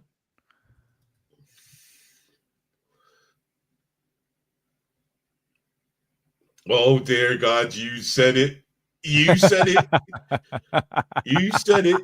God rest your soul, Pete Burns. Back in the 80s, man, You Spin Me Right Round I used to love playing that song. So God rest your soul, Pete Burns. You turned into a freak at the end, but thank you. Thank you for my childhood. Yeah, I mean, he looked more alien as he went on, put it that way. He did, didn't he? He did. He did. And it's a shame because, before he did all that, he was a good-looking chap. When he was with Dead or Alive, he was a good-looking guy. Cool Bell's cat says Ollie on a Friday. Oh dear. So yeah, is that the guy that dressed up as a girl? I remember that story. He was like South American, wasn't? Oh, Alcatraz. Okay, there was one where the dude was saggy.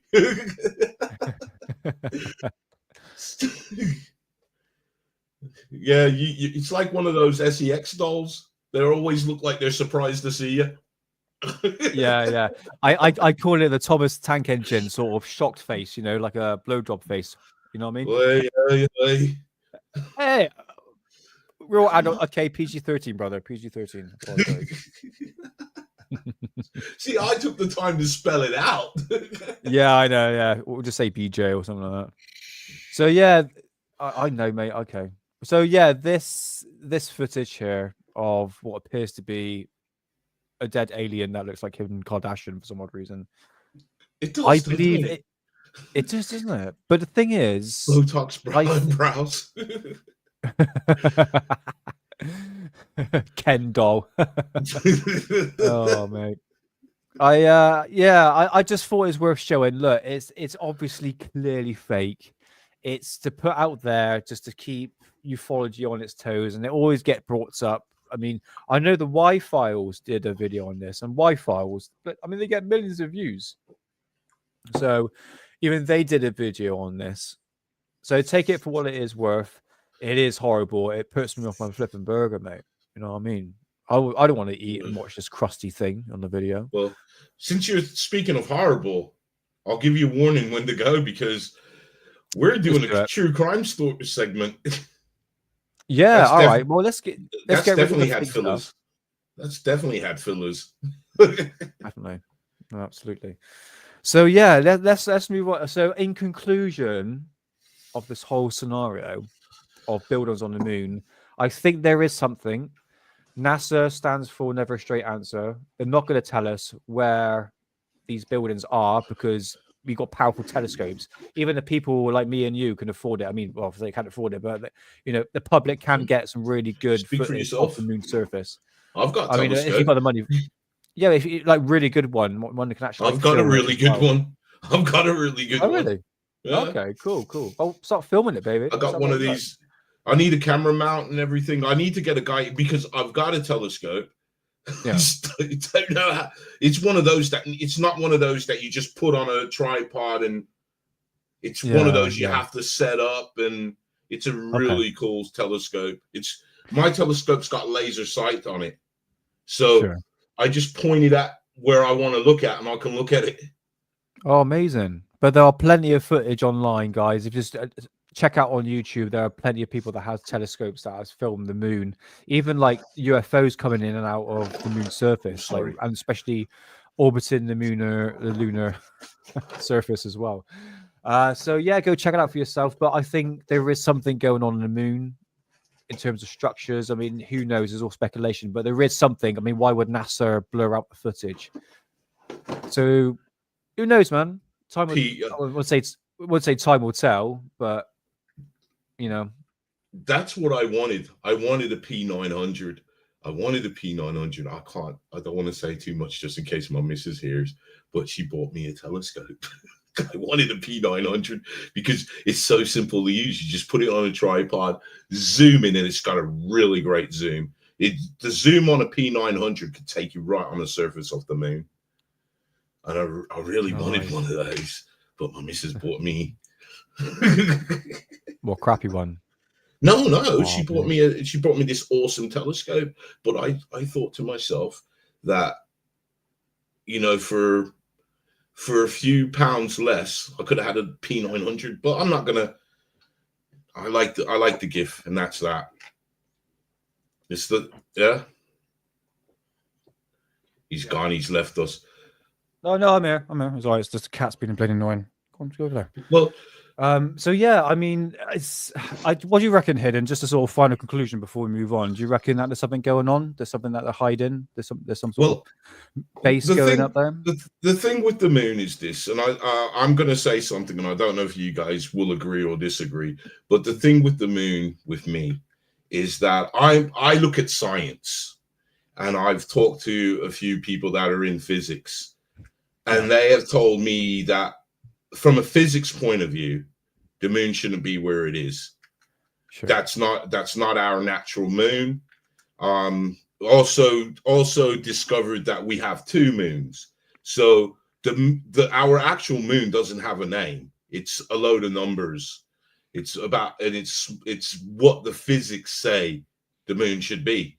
So to me, that's an artificial satellite, and we can go here and there. And I believe that if it is an artificial satellite, then there should be things there. And I personally believe there is something on the moon. As to what it could be and where, yes. See, I thank you, because when I say that we have two moons, people look at me that I'm crazy, because nobody ever talks about our real moon. And when you can look it up, and it will say it's there. And it gives you it's not even a name. It's like a bunch of letters and a bunch of numbers, and that's what it is. Okay. Right, that's interesting. So but it's like Chilled said, it's a thing, and it's tiny. It is tiny. I think it's about the size of a car, a big car, but a car nevertheless. Interesting. All right, awesome. So for where our moon is, it is, to me, it is artificial. I believe the science. It is artificial, and for it to be artificial, it could be. See, I buy in the fact of a prison planet. I do buy into that, because whenever astronauts go into space, not to the moon, but even just into space, there is bone density loss. They cannot account for this. But this is why in the old pictures, when you saw the astronauts returning back from space, from the capsules, they'd be in wheelchairs. It's not because they're tired. It's because they can't blood clot walk. They had bone. They had this bone. They had this calcium deficiency. So we're not designed for space travel. So is that by design or by creation? These are the questions that I sometimes ponder. I do think that we can travel in space, and that's another, when you want to do your Stargate, we'll talk about that, because I do have certain theories about interplanetary travel and how this is possible. And I do think, because I can sit here and work out the possibilities of interplanetary travel. I've got no degrees by my name. I'm just as like what I like to say, I'm just another bare bum in the shower. And if I can come up with a theory like this, and I can prove this theory, then I'm sure it's been proven by smarter people than me and put into practice. The only thing in my theory that I can't work out is, do you need a vehicle or not? I see. This is interesting. But I do believe there is something on the moon. Yeah, I believe so. Even it could be a military base or something like that. I think everything's been hidden from us. I mean, in terms of technology to actually get to the moon, we don't need rockets to go up there. We've seen like Richard Branson could go up there through taking off from a landing strip, flying up into orbit. Can't say they can't boost yourself up into the moon. So you see what I mean? No. But you see, Richard Branson and Jeff Bezos. It's I don't know how to put it. It's kind of a con because they're not actually going into space. The only person that is actually going into space is Elon Musk. Now, what you said is right. Now, here comes the science, right? Now, what you said is right. They go straight up. Yeah. And then they go to a certain point and they kind of cut the engines. So when they're floating, it's more like, because the craft comes back down. What Elon Musk does is when he fires his rocket, and you can see this, it goes at an angle. And what it's trying to do is match the gravitation of the Earth, the rotation. That's why satellites can only go one way around the Earth. They can't go the other way because there's no spin for it to match. This is why the Black Knight satellite is so interesting, because it goes the other way around. You get what I mean? And we do not have the technology to do that. And we didn't when it was first discovered. So Elon Musk is the only one that could possibly achieve space travel because he's the only one that is doing it right. The rest of them is just going into a high Earth orbit and then coming back down. And when you come back down, because you can simulate weightlessness in a plane. Do you get what I'm saying? Yeah, by when you dive down like that and everyone starts floating. Yeah. Sure. And that's what Bezos and Jeff Bezos and Richard Branson are doing. They're just going into a higher orbit in Earth. They're not going into space itself. They're not going into space itself, where Elon is. Right. Okay. Makes sense, mate. It makes sense. We would have thought with that technology, even if you could get to that sort of altitude, even through that's it, high altitude curves. That's it. Right. Even from that perspective, if you've got some rocket boosters, could you not at least boost yourself up? You know, it's just all speculation here. Because you have to break out. See, the thing is, you have to break the gravitational pull of Earth. You have to break it. You cannot break it going straight up. That was a concept that was designed by Albert Einstein. Right. You cannot do that. That's wrong then. Why is it wrong? Oh no, I thought you said he debunked. Okay, whatever. I misheard you. No, okay, Albert Einstein was the first one to do this concept that you have to go, and that's exactly what Elon Musk is following. He's following the concept that was created by Albert Einstein, may have been influenced by NASA, but Einstein was the first one to sit there and say, look, the only way you're going to get into space is to follow the rotation of the Earth, and you got to hit that. You got to hit that. I mean, if you got powerful enough rockets, but you got to understand that's going to be because you're fighting against the pull of the Earth, the gravitational pull, and then plus you're fighting against our magnetic shield. True, mate. Very, very true. Look at you with the science nerd. Yeah, the sciencey stuff there. I ain't no nerd. I just like to know these kind of things, and it makes you a bit more. Well, yeah, this is how it's done. So you kind of realize what's going down. But what do you guys think in chat? Do you think that there's a possibility? Because also we never touched upon. They also had a theory that the Nazis made it to the. Well, I said that word. I'm very sorry. The Germans, World War II, they made it to the moon. There's that theory going around. Herman the Tosser, how you doing, brother? That's his name, man. I don't see it.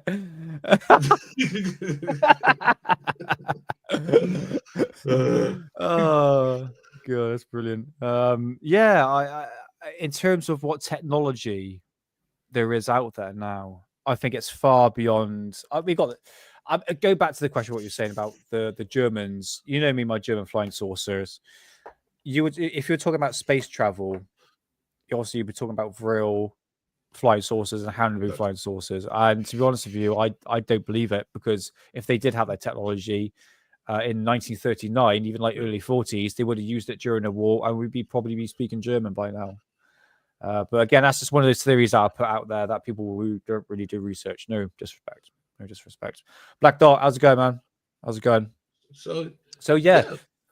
So should we move on from the moon and the buildings? But nevertheless, guys, go check it out. There's some very interesting stuff you can find on the internet on regards of some sort of building structure, tower blocks, domes, etc. D Glocker, Lady Cara says D Glocker, which means the bell, and that's an episode we haven't done, mate. We could probably do that at a later date because we didn't finish the German flying saucers. But the D Glocker was, if you want to know anything anti-gravity that the Germans built, the Mustachio Man, that time of period, the end, that's that time period. See, so Rachel, you have heard that conspiracy theory, because Nick looked at me like, hey, you need to put down that crack pipe. No, I've studied into it, because there is a conspiracy theory that there is a secret base on the moon that was started by Mustachio Man, and it's still in existence now. There was also a theory that with Alex Jones, I don't know if you remember when he came out, and he said like he's been talking to a guy, and they've been kidnapping children, and they're on Mars working as slaves.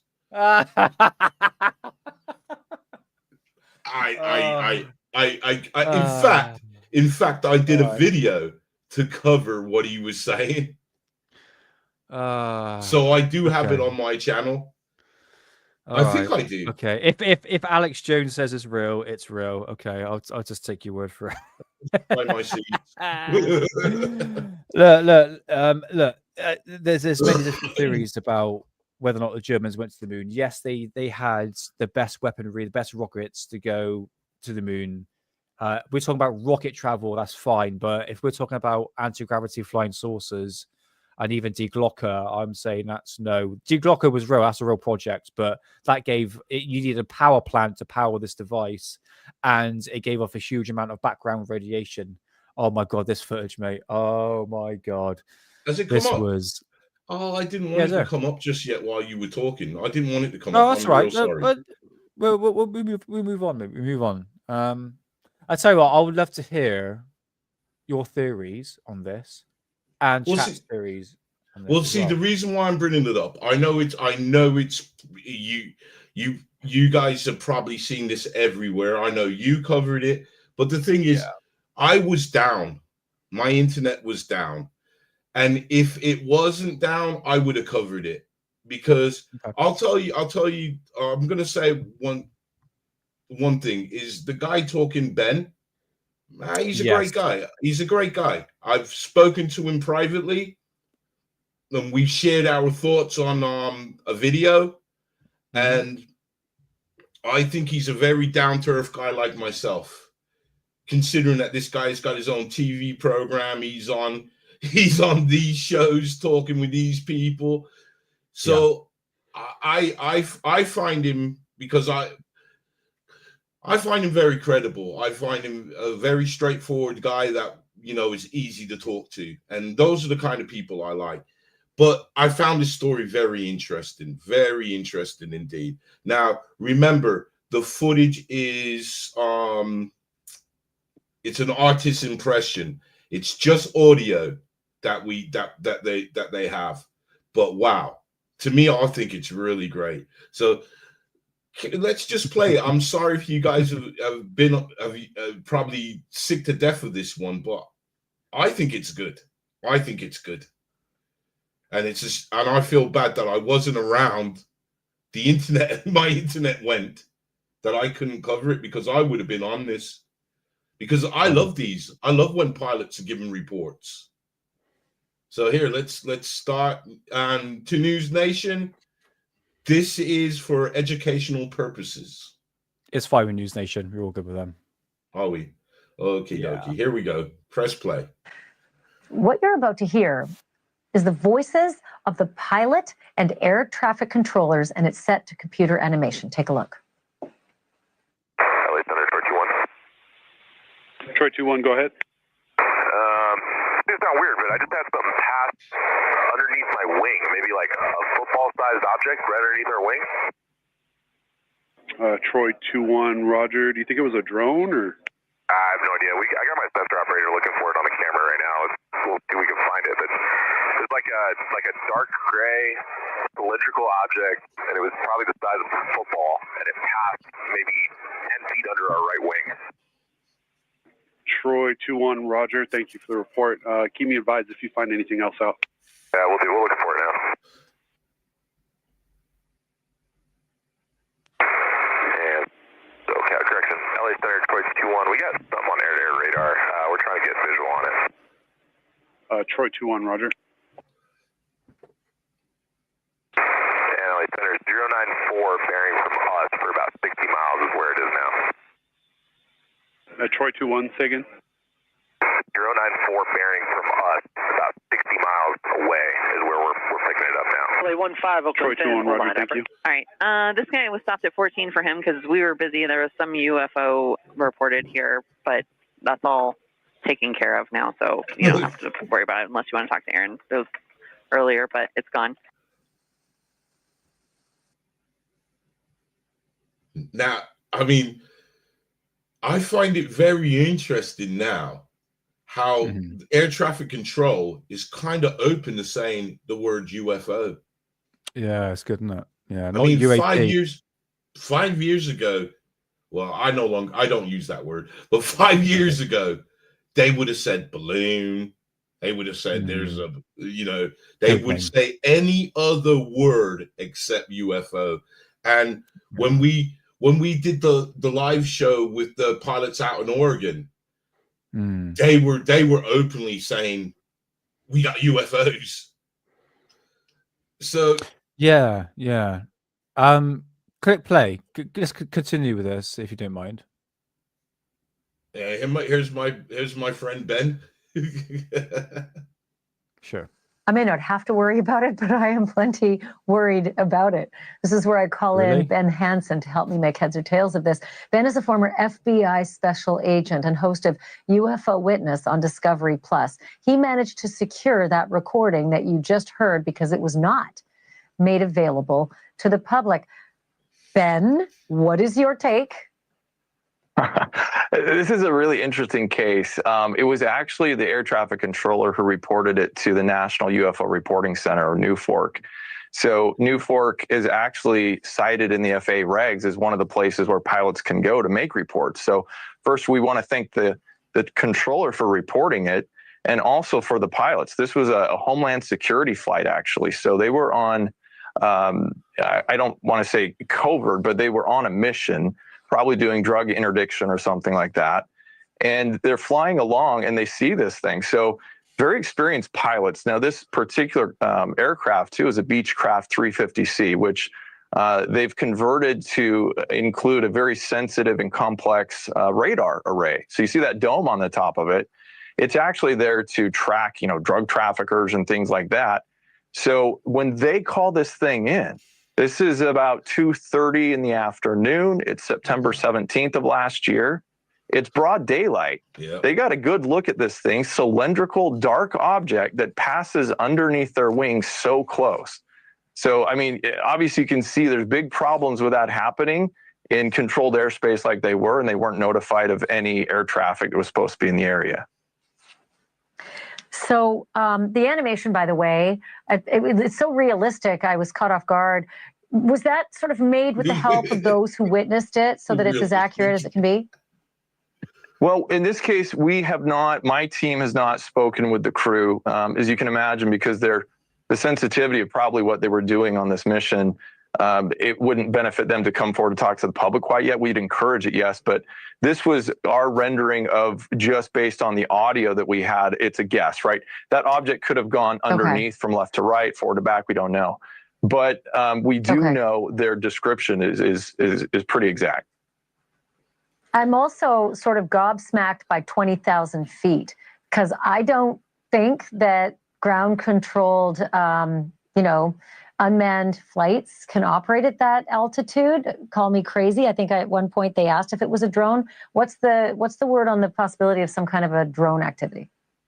So it could be, it'd be very rare, but hobby drones can go up that high. Obviously, military can as well. This occurred near what we call military operations area, but it was not in that airspace. So anyone who was flying something to test a commercial type of drone or something would have had to call in. Now, the other thing that's very interesting about this is you hear them call out what they believe they're tracking this object about 60 miles away, because they've got their own airborne radar. And the pilot calls back to air traffic control, says, we think we have it. Now, debatable whether their radar array could see something this small at 60 miles. But if true, within the 2 minutes when they called back, that would place this object going about Mach 2. Okay, so from them to gain that much distance in that amount of time. So that would absolutely, in my opinion, eliminate any prosaic explanation of a drone or anything of that nature. Thanks for watching. Go to joinnn.com. Yeah, I done a video on this. Bear in mind, I literally woke up and Ollie sent me a message saying, "Oh, you got to check this out," and everything. And to be honest with you, okay, if you've been in the field of ufology as long as I have, since I was a kid, this is just one out of many stories. Unfortunately to say, there's so many of them, but it has no substance. Sure, okay, there is communications between the plane and the air traffic control. Hold on. No, let me finish. Yeah, I'm letting you finish. No. Wait. Hold on a minute. No, if you Google that plane has a camera on it. So why didn't Ben get the footage from the plane? Did you hear what he said? Did you hear what kind of plane it was? Yes, it was. And if you Google it, which I did, and people have done the research, it says there's a camera on the plane. Why isn't there actually released that footage instead? Because it belongs to the United States government. Once the government's involved, you ain't seeing shit, mate. Yeah, this is what I mean. It has, unless you could give me like a good recording of it. Okay, sure. They saw something go underneath the plane, or Ben could even confirm that. It says, well, we don't really know where it came from, but they saw something. But people are attached to this animation. And they were literally putting it it was like a real footage. I've literally seen people says this is real footage. I'm like, hold on a minute. Really, when you boil down to it, this is just one out of many stories we've heard before. Well, that there would be down to the individual's illiteracy, because it clearly says at the corner it's artist rendering. Exactly. And she even said it's audio. So that's not to the subject though, because that's other people trying to either trick people or they're just dumb. It's clickbait. But at the same time, why wasn't there a radar system of it? Why didn't we have any radar system? Not everything appears on radar, because this thing reminds me of there was a similar event, I believe, in 2023. And, we could argue the fact, where was the recording on that? But there wasn't. So, yeah, I just think this is, I don't want to crap on the fact that this is a potential sighting, but at the same time, this is one out of thousands of stories I've heard many times before. And to be honest with you, News Nation, you got to get to the point of News Nation, is that they are clicking on the UFO bandwagon. They are the #1 news resource of where we get our they put out a UFO story every single day. And this is just, again, News Nation do what it does best, is just putting out these UFO stories. Unfortunately, has no substance. And I've got to say it, I know people are getting boners over this, and I've seen so many videos going, "Oh, what could this be? Could it be this?" Like really fake people that don't know what they're talking about, just doing it to get clicks and views. And it's like, no, we really don't know what this is. It's just, it really has no substance. They saw something, they don't know what it was. Really fast. Okay, well, is there got radar systems of it? Have you got footage of it at all? It's like, no, it's just like a communication between air traffic control and the cockpit recording. I feel that has no substance. I feel two things are coming from you. number one, you don't like News Nation, so anything that they're going to put out, you're going to poo-poo. Secondly, I think you want a bit too much from these government people. You get what I'm saying? This was a government plane. So if there is any footage, who's going to get it first? The government. We're not going to get it. We won't even see it. And the prime example of that was what I was talking about, that object, the very similar report of that, because when the pilot was instructed that when he came back, that he had to talk. And we as channels were doing follow-ups on this story. Well, not follow-ups. We were trying to get more information on it. And what was actually said, the end of this, I'm going to show you this one that was very similar. This happened 4 years ago. So this happened February 21st, 2021. Now this was caught by a commercial airliner. Right. But at the same time, Rebecca made a good point. If this was a top secret program or top secret operation, why are they releasing the information? Because it didn't come from the pilots. It came from air traffic control. Air traffic control is a separate entity. Even though you're a military, you still have to be on air traffic control, because they've got to be able to tell other aircrafts where you are. Did it say? Did News Nation say it came from air traffic control?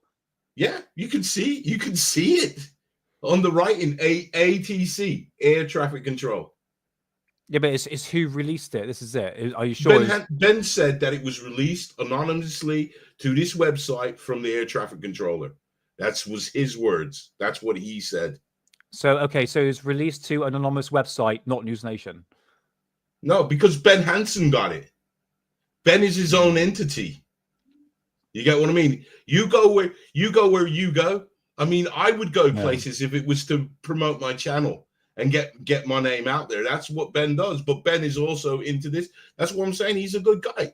If it was Coulthard saying it, but I still think what you're saying, like, we want the cameras, you're not going to get it. You're not going to get it.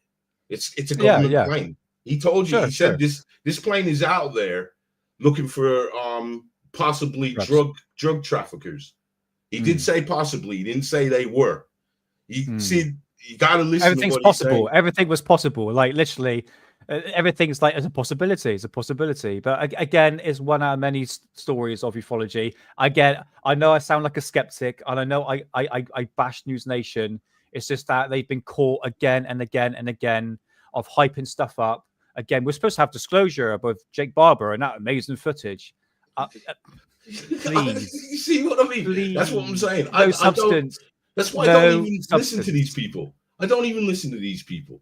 But I have to, because I'm a UFO content, and I'm just getting sick of these stories that are just like, give us something. You know, if you're going to come out with at least a story, give me some sort of substance. Then do a Freedom of Information Act and ask the powers that be for this footage. Because people like Ben are not going to get that footage. They're not going to get it. Not even Coulthard's going to get it. But anyways, this was like a very this is from, now this was caught by somebody that monitors air traffic control, because there are people, and God bless them, they spend their time just listening to air traffic control chatter, and then when they pick up something, they put it out there. And this was put out by I'm sure it's in the description box, because it's been such a long time ago. We're going back, what did I say, 4 years? 2021. Yeah, 4 years. But here, listen to what the pilot said. Have I got it? No, not bring up. What's going on, man? I had it. Let's do it again. You sure you have? Oh, I know what I did. Schoolboy error, and I ain't even stoned. Here we go. Let's bring it up. This is one of mine, so we're not going to get any copyrights. Okay, you ready? Here we go. Yes, yeah.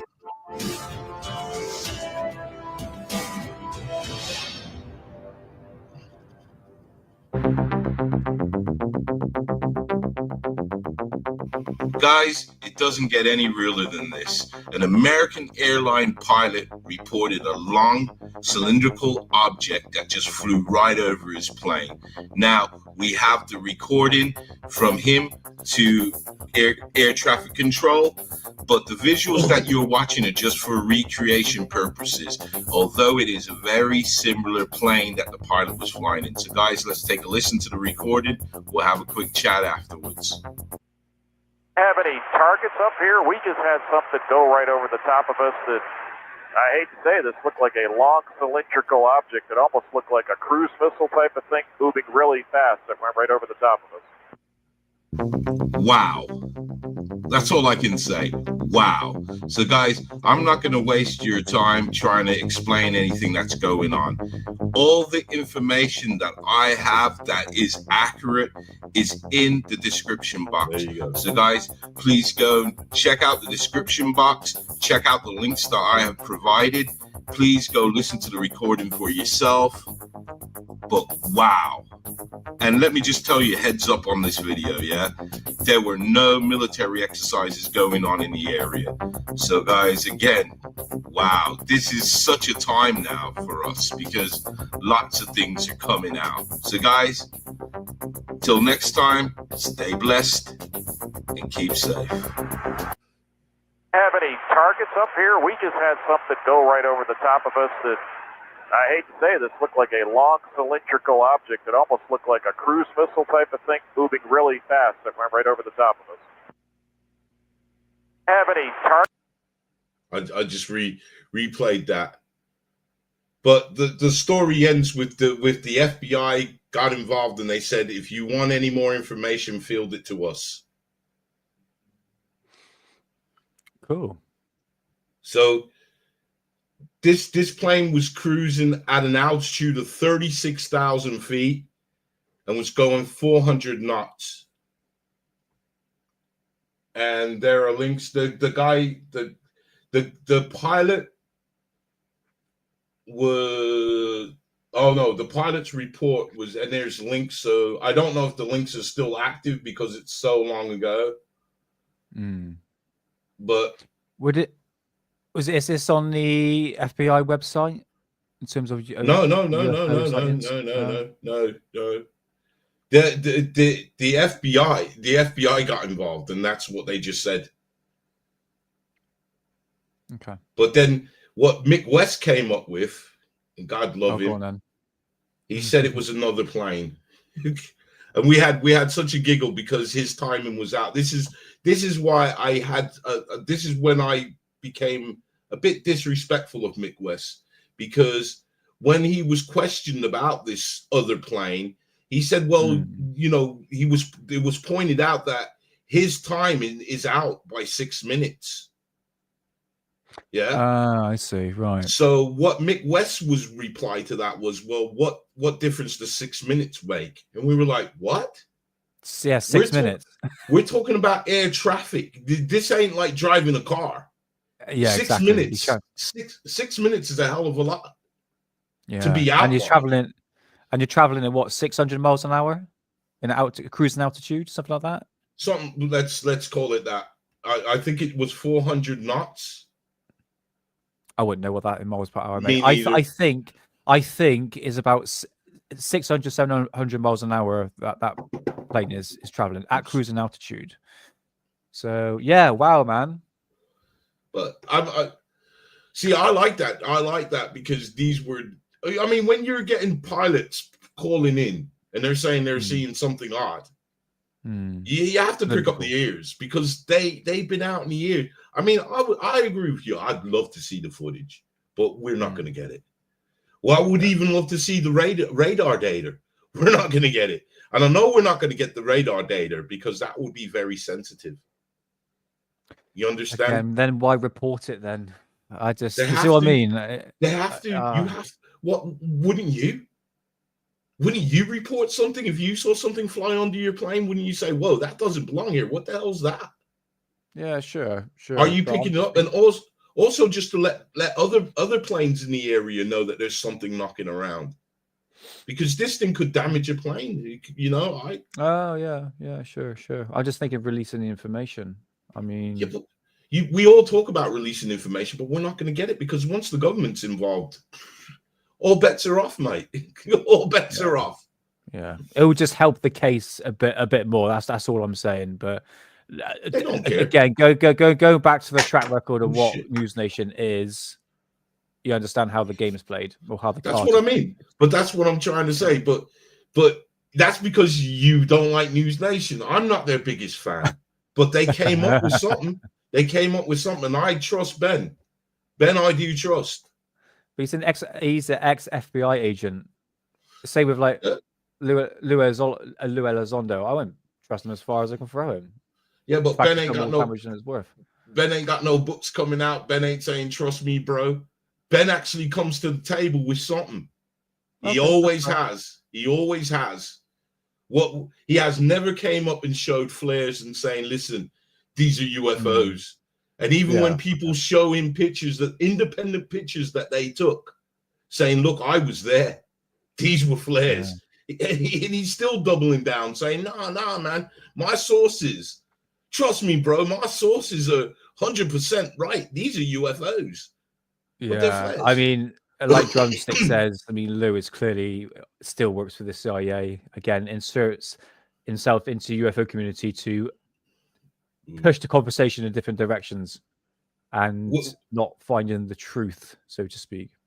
Mr. Scott, is that from Florida? Huge UFO in Palm Beach country, and the cops came to my house. Bloody hell! Is that in Florida? Yeah, Palm Beach, because we did Gulf Breeze sighting, didn't we? We did a show on that, and I think Palm Beach is in Florida. But there's also Palm Beach in California. Okay, mate. Okay. Yeah, that's why I gotta ask. He's not telling me. He's just sent up that. I think it is. No, mind you, there's coconut trees in California too. So, all right. Is it because that's my neck of the woods? That's where I was raised. I was raised in West Palm Beach. So yeah, I know that area. Florida, yeah. Florida, yeah. I thought it sounds familiar. Yeah, that's my neck of the woods. I come from a place called Lantana. So you might have heard of it, you might not. But anyways, now since we've done that, we're coming to, because we've overrun. So guys, we would like to start a new true crime thing. So hold on, let me get the banner up, and please read this carefully. Yes, you didn't put the 420 one up because you did 420. It's not 420. It's not April. So guys, yeah, you're right near Lantana. Where are you in Lake Worth then? Don't give nothing away. Yeah, I did my schooling there. Awesome place, Lantana. I mean, it's a shit. I don't know how to put it. It's just awesome. It's an awesome place because all I remember is no matter how bad the day was, I could just jump on my bike and I was 15-minute bike ride to the beach and I was on the beach. So nice. Loved it. But anyways, we're starting to do a true crime thing, and I absolutely love this guy. His name is Deadbug, and he has a way of telling crime stories. Now, I probably picked one of the safest ones to show, but his style he totally appeals to me. So if you guys like true crime, he has a way of telling you a story that makes you feel like you're in the room, standing over the body with the bloodied knife in your hand. This is how he does it.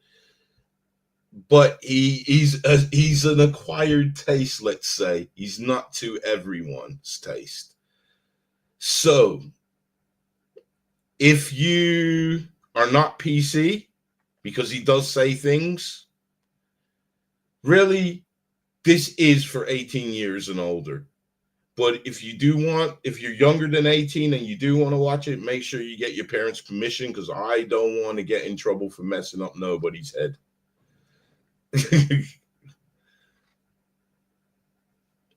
So let me get him up, because I've done my yabbering. I'll have to do a true crime show, mate, at some point, like specific serial killer or something like that. I don't know if the people in the chat would be interested in that. Obviously, it's not everyone's cup of tea, isn't it? Talking about serial killers. Where I'm gonna sit here and tell you, if you got them, roll them, because it's what we're looking at is 7 deadly cannibals.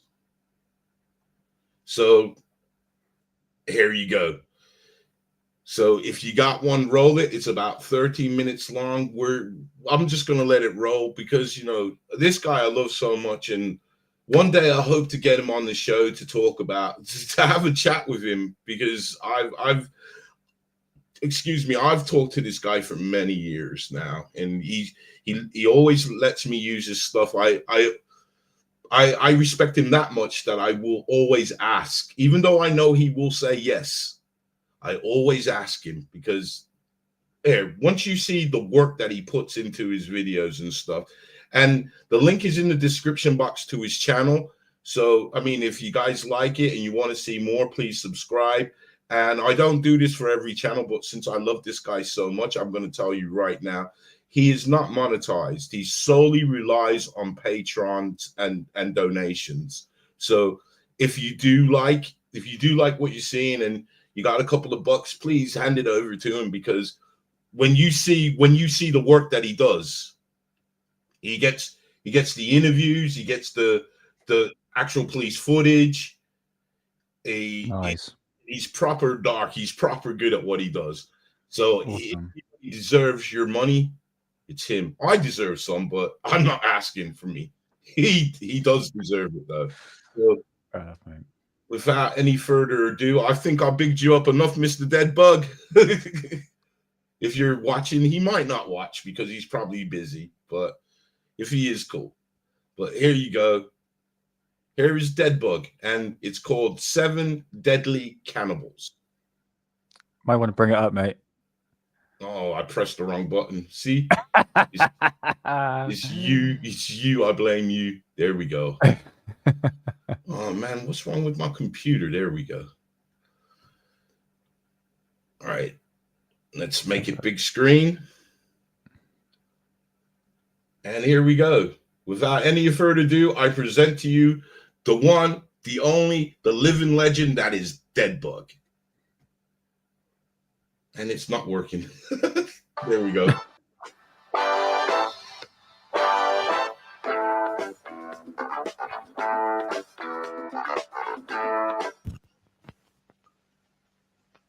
Life is one large whorehouse and a restaurant. And if you don't believe me, you are a mental, because the killing fields stretch far beyond the hidden government-sanctioned abattoirs. Everywhere you turn, there is a meal and a fuck waiting to be served. I eat, I fuck, therefore I am. But some have an inert belief in economical living and would prefer to combine the two. The following 7 vignettes focus on these economics. Bon appetit, motherfucker.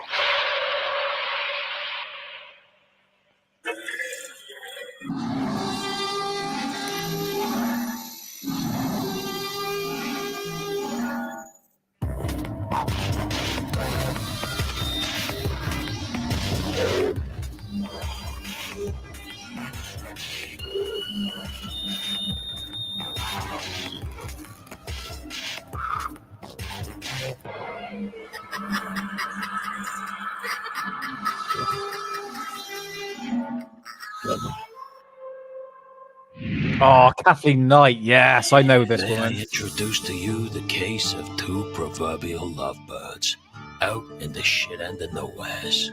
All John Price ever wanted was this simple life.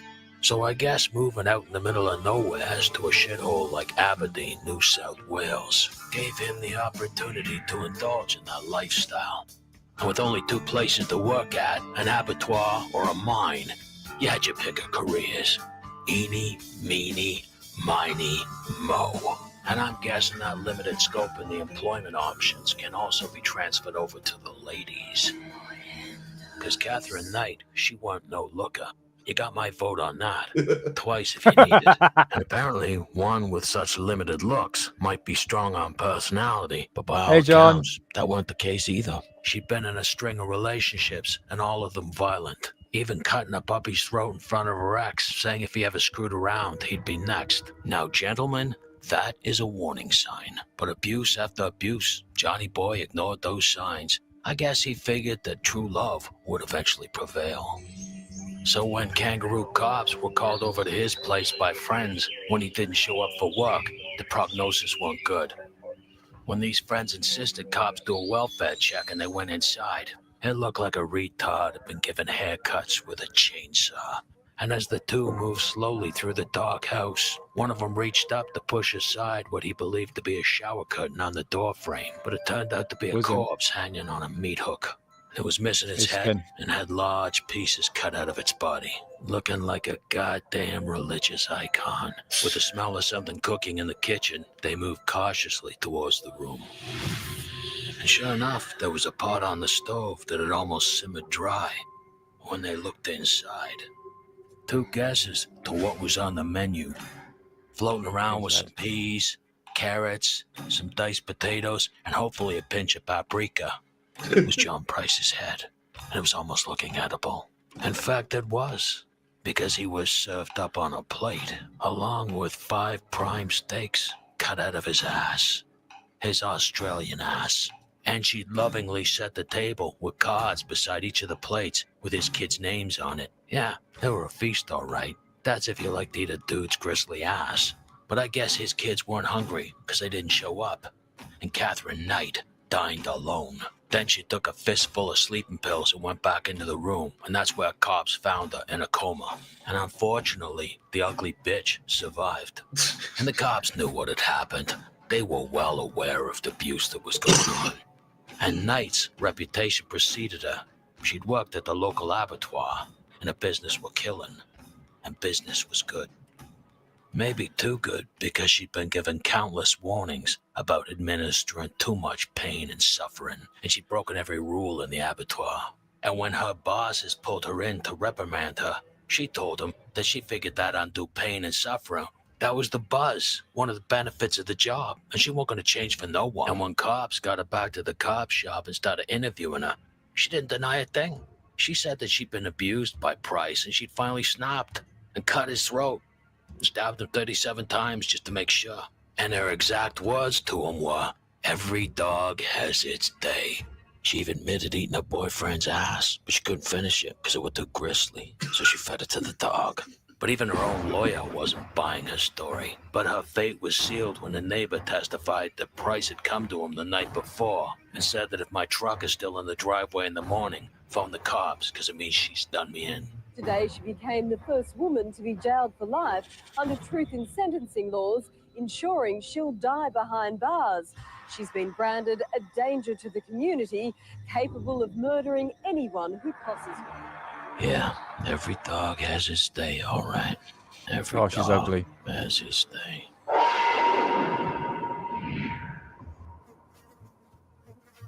When Jap cops arrived at the apartment of Takahiro Shiraishi because the neighbors complained of a smell, I guess they were expecting to find someone cooking up one of those stinky fish and noodle dishes that they all like so much, and then offer them up a bowl. But what they found were what the press would later call the killing floor. With 9 severed heads, all neatly packed in coolers full of kitty litter. I guess to keep them all fresh. The killer had met all 9 of his victims online. Apparently, they all wanted to end it, and he offered to help them out. What a swell guy. So he drugged them, fucked them, and cut them up while they were still alive. Oh yeah, and he ate them. And apparently, all of them, 8 girls and 1 guy. I guess he's got to mix things up. And he told the court they died a painless death. That's easy for him to say.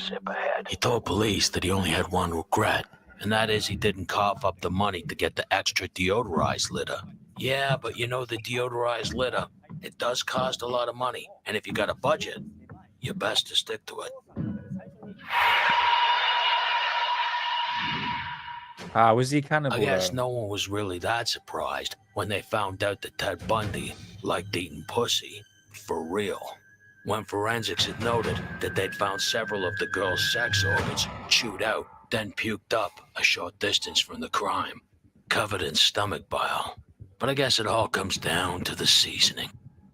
Because the man who killed a girl a month, and cops identified his victims as the Girl of the Month Club, had a voracious appetite in every way. And when asked by forensic psychologists to explain his dietary supplementations and why he decided to eat something that he just jizzed in, he said he had no answer. Like an addiction, you keep craving something which is harder, something which gives you a greater sense of the... Do you see him there just lick his lips? Finger licking good, eh, Ted? You know, no one ever questioned Jeffrey Dahmer's credibility as a necrophiliac, ass-fucking serial killer extraordinaire. But what a lot of people overlook, that he was pretty handy in the kitchen as well, because he could cook himself up a mean black man. But with the final victims list tallying up at 17, only his toilet bowl knows how many of them he ate. But with a detailed meal plan found in his apartment, and a good supply of seasoned body parts in his fridge, including a head and several cocks, police knew this sick prick had more on his mind than just a quiet night in. With his youngest piece of meat being a tender 14, experts say that being a serial killer is about domination, and eating a victim is the ultimate domination. Known as the Jap with the big appetite, although I prefer Oriental, is a little less offensive. S.A. Sagawa may not have officially raked up some high numbers, only credited with a single kill, but he certainly put a glamorous face on cannibalism in Japan, where he became known as the cannibal superstar. While as an exchange student in the early 80s in Paris, he met a pretty young Dutch girl and decided to eat her ass, literally.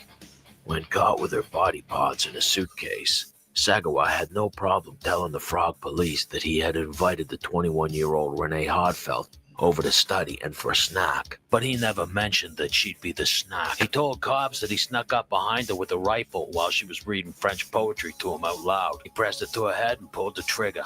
But it slipped and he hit her neck. I hate when that happens. And as she cried why and fell to the floor, he got busy with her quivering body as she slipped into the abyss. He then continued saying he'd always admired Renee's ass, so he decided to eat it right there. Enough with the cheesy pickup lines, but he said it didn't taste good, so he cooked it and seasoned it. It tasted worse. No fuck. He then went on to tell the police he chose it for her health and beauty, qualities that the 4-foot Lothario figured he never had. Yeah, it's hard to have health and beauty when you're a man and you're 4'9". But after the Frogs arrested him, he was at risk of becoming a tourist attraction. And I guess not wanting people to forget about the Eiffel Tower, they extradited his pint-sized ass back to Japan. But because of a mix-up of paperwork, when he landed in Japland, they set him free. And he became an adored superstar. I guess the proof is in the pudding, and the pudding was in his pants. Now next up is the gangster rapper, Big Lurch. And with only one victim, yeah, sure, he ain't that impressive. But I put him in the mix because I'm all for affirmative action. And for a gangster rapper, Big Lurch certainly brought some originality to what some may say is an already stale genre. Instead of rapping about his bitches and money, he got straight to the nitty-gritty, rapping about PCP and the positive things that it brought to his life. But critics questioned what those positive aspects were when cops arrested Big Lurch standing naked in the middle of Hollywood Boulevard covered in blood, staring at the sky. And when they went back to his apartment, his girlfriend was dead, and he'd used her chest cavity as a bowl of cereal, finishing off on her face. And when he pleaded temporary insanity due to drugs, Cali cops weren't buying it, and they gave him a life sentence. I guess he's now got a lot of time on his hands to plan his next record. Hey, Tupac, learn to play an instrument. Oh, what a fish. And number 1 on that bug's top cannibal list is Elba Fish, the baddest motherfucker that ever was is. Did you see what I did there? I was rapping, because in his crimes, he showed no discrepancy. Retards, kids, as long as they were ass pussy, he was down on it. And that little shack in the woods, that was his love shack, where he got balls deep. As an example of Fish's brutality, one of his victims was a retarded guy, and he tied him up and started eating him. And after he finished part of his torso, he just left him there bleeding out, stuck $5 in his mouth, kissed him goodbye, left him there to die.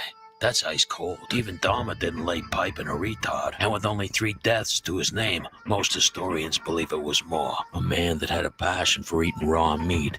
It were inevitable that it would evolve into cannibalism. I guess Fish never read the Bible, because if he did, he would have read Blessed Are the Children. And for that alone, he gets my vote for dead bug sick fuck cannibal killer number 1. And if you figure there's someone worse, let me know in the comments. I just like to play that outro. Thank you, Dead Bug.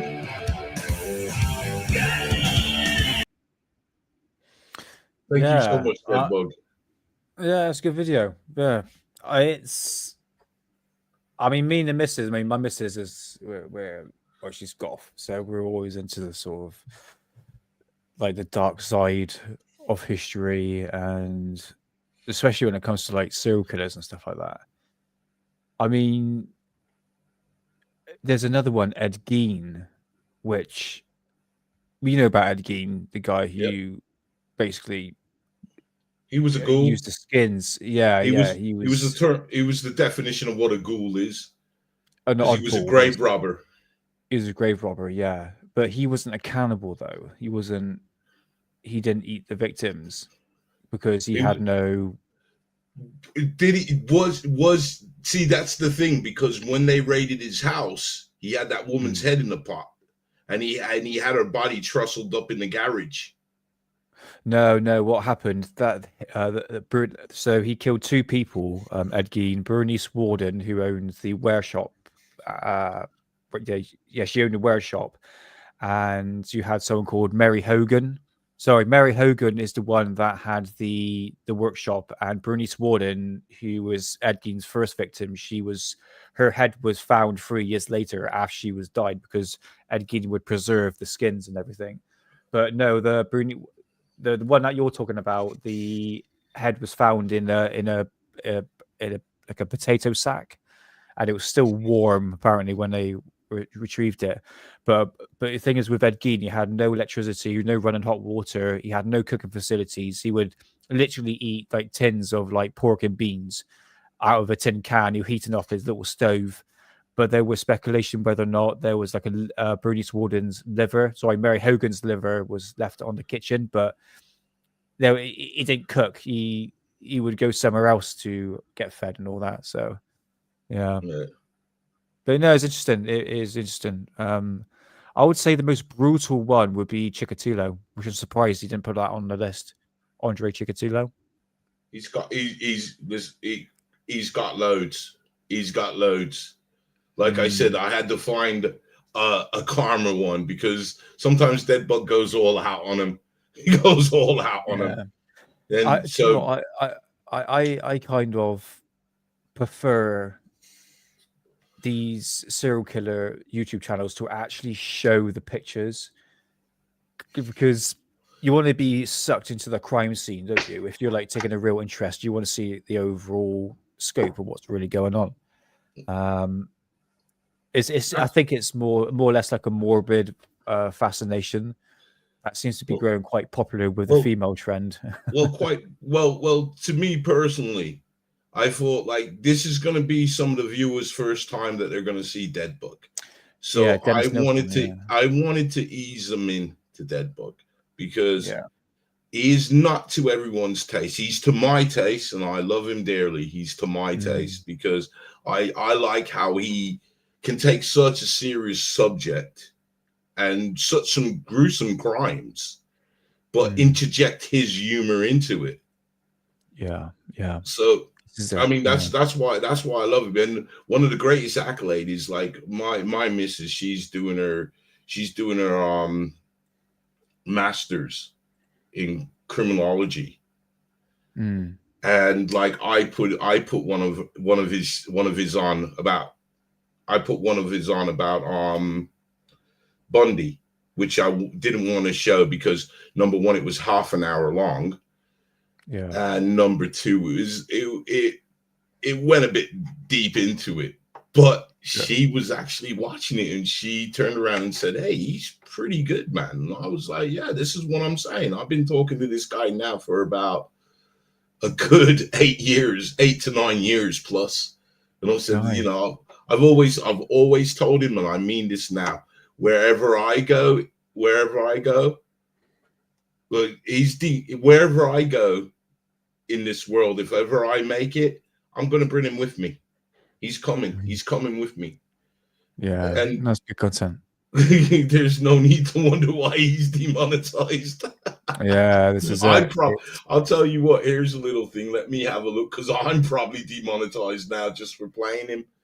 But I tell you what, all you got to do is say a certain word, you can get demonetized. If I say a certain word that is those trails in the sky, you could easily get demonetized. Now he shows that, and is he still monetized? Did you say? He's demonetized. That's why I said he solely relies on donation. But the quality of the content that he's putting out, it's good. It's excellent. Excellent. It's excellent. Yeah. We were discussing the fact of could he have his own Netflix show? And like my missus says, well, some of the things he says, no. Yeah, I think that would be. I mean, it's not to everyone's taste. I mean, I've got a dark sense of humor anyway, so that stuff doesn't really affect me. So it depends on what avenue you're down. I mean, some people just don't like swearing. Well, don't watch that video then. You know. Oh, surprisingly enough, I'm still monetized. That's insane. Good, right? No, that's good then. I half expected it. I half expected to be demonetized. Well, it's not the censorship. It's not the censorship. What it is now is that we become kind of Pamby. The term snowflake, I like that one. Yeah, I like that. And I think the term now, a lot of people have become snowflakes. So when he's using certain words, I'm not going to repeat them but he calls it like it is. Like he doesn't say people are mentally challenged. He calls them artards. Yeah. Do you know what I mean? You know what? I prefer seeing a content creator that actually you can tell they're not fake. You know, the fake ones you can tell. I'd rather have someone that's actually honest and just says it like it is. You know, love that style. Yeah, this is it. Is you know, that's me and Mrs. sense of humor. Really, you know, we don't take offense by that. But we're dealing with a dark topic, you know, so it's not going to be light-hearted. It's obviously going to have. He puts his own twist onto it, but no, really good video, really, really good. So, no, glad. Did you guys like that? Would you like to see more? Like, I would really like to put one of his videos at the end of the show. Watch Leonard Blake doc. It'll make you puke. Hang on. Leonard Blake.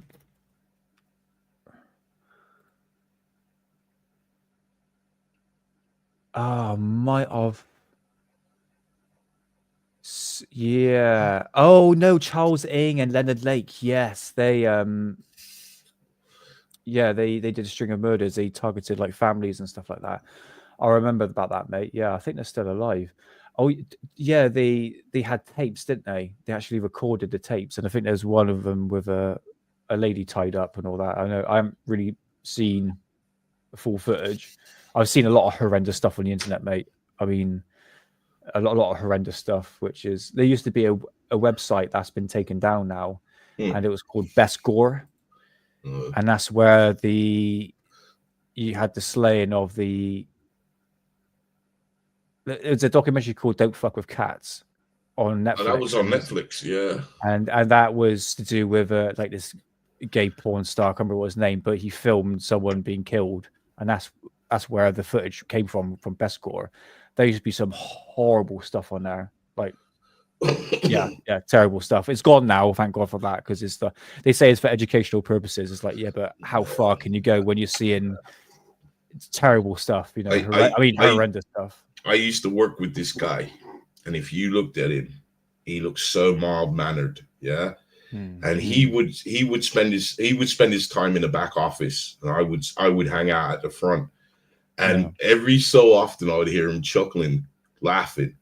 So I'd walk into the back office to see what was so funny, and he was on a site called ogreish.com, and he'd say, "Have a look at this," and I'd be like, "How can you be viewing a person's last moments?" Yeah, this is it. You know, there's like a certain level you can observe these people and go, "Hold on a minute, there's something not quite right." You know, there's. Did you get like a feeling from him? It's like something's not quite. Oh no, not at all, man, not at all. He's a great guy. He's a great guy. He just has he has a macabre sense about him, but he's a great guy, really great guy. I'll tell you what, we worked together for such a long time. We were like police. He was my partner, and he had my back. You know, whatever I told him, he was on it. You know, like I had an incident where I'm not going to say like I'm one of these hard guys, but there have been only a few moments in my life that I have been scared.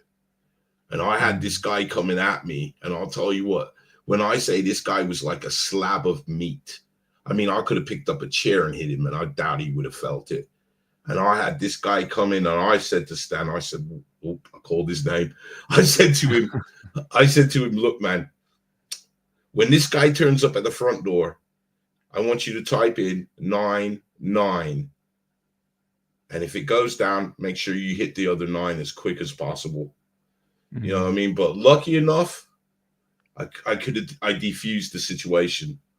Good. But it was a hell of a night. It was a hell of a night for me. Because this guy was not coming for me. He was coming for somebody else. And I'm trying to protect this guy that he's coming for. Because, you know, I've got to look after this building. And if anything goes on in this building, it's my responsibility.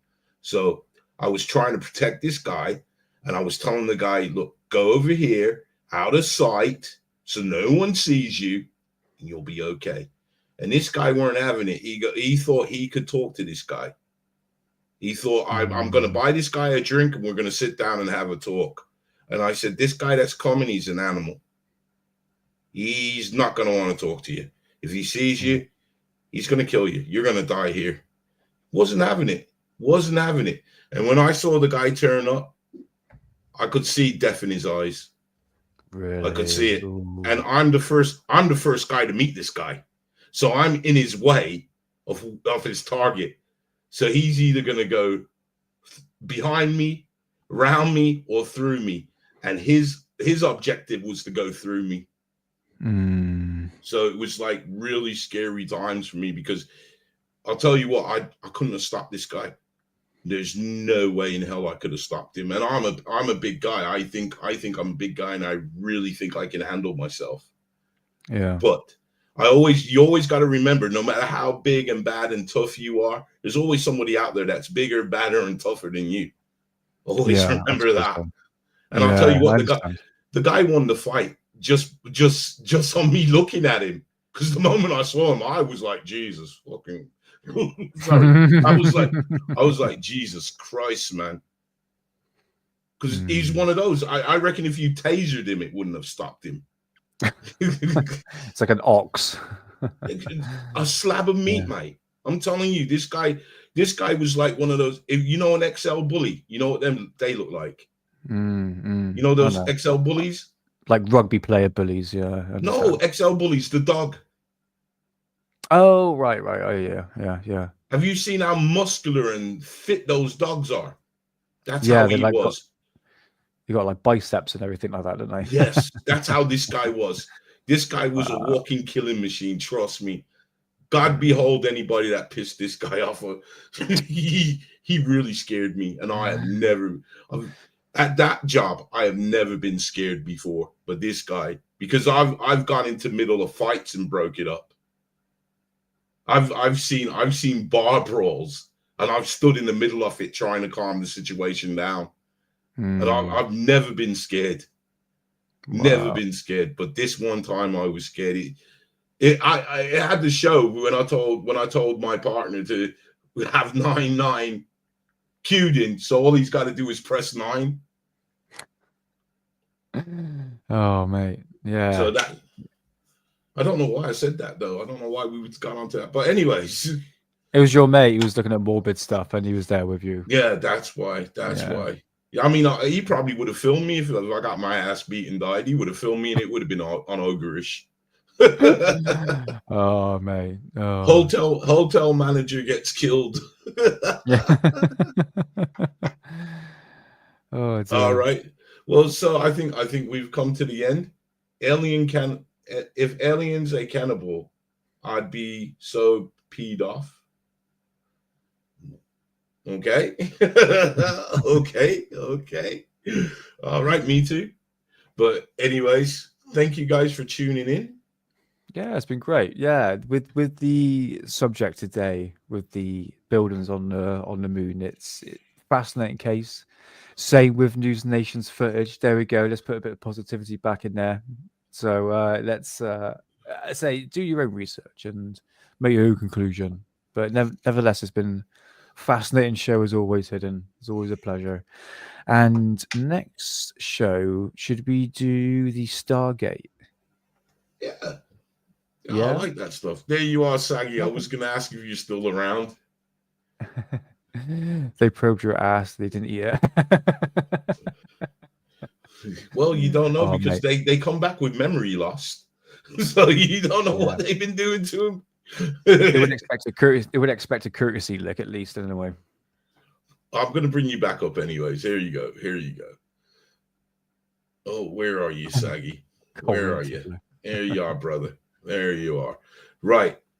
Now, Saggy, I have to say thank you very much. Now, the thing is, you guys that have been here for previous shows, I've always whinged that I don't have an outro. And what is so funny is I really forgot that Saggy Paw did a song. And I'll tell you what, I am highly honored for what you have done because I didn't ask him to do it. And Saggy didn't even get in contact to tell me he did it. It was somebody else that told me to go and have a look what Saggy Paws has done. And I went and I feel kind of honored that what I'm doing inspired him to do a song. And so I do have an outro now. I know that somebody said that they were gonna do an outro for me, and please, if you would like, please do that because I still will use it in videos. So this song is going to be my outro, and it was done by Saggy Paw, and I think he's caught the essence of the channel in the song. So thank you very much. And when I say I'm honored, I really mean that because, I'm just a guy sitting at a desk. At the time when you knew me, I was just in a little corner. My desk has expanded into something bigger, but I was just in a little corner. And you just don't realize how you affect or influence or even touch people until somebody like Saggy Paws does something like that. Yeah. Totally off his back. I'm not lying. He's here now. I'm not lying. So, I mean, thank you. And again, I am humbled. I am truly humbled by this. So, sorry. So anything, what are you doing with Alien Addicts? Yeah, so Rebecca just reminded me I have a show on Friday on Alien Addicts. We'll be going through, again, much News Nation's interviews with some various guests we can talk about.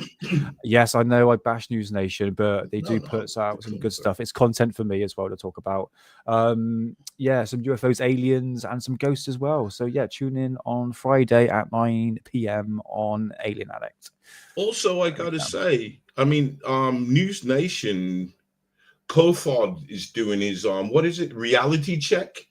He's doing it actually tonight. He's probably done it, but he's looking. I'm not promoting their channel by any way, but what I am saying is he was looking at a very interesting subject. I don't know what he's going to be saying, but he's covering the Baltic anomaly tonight, and he's apparently talking to a diver that I presume went to the site. Now, whether you want to believe that or not, that's up to you. Trust me, bro. Trust me, I went there. I have sources. I mean, now, see, if Kufard said something, I would question it, but I don't question Ben.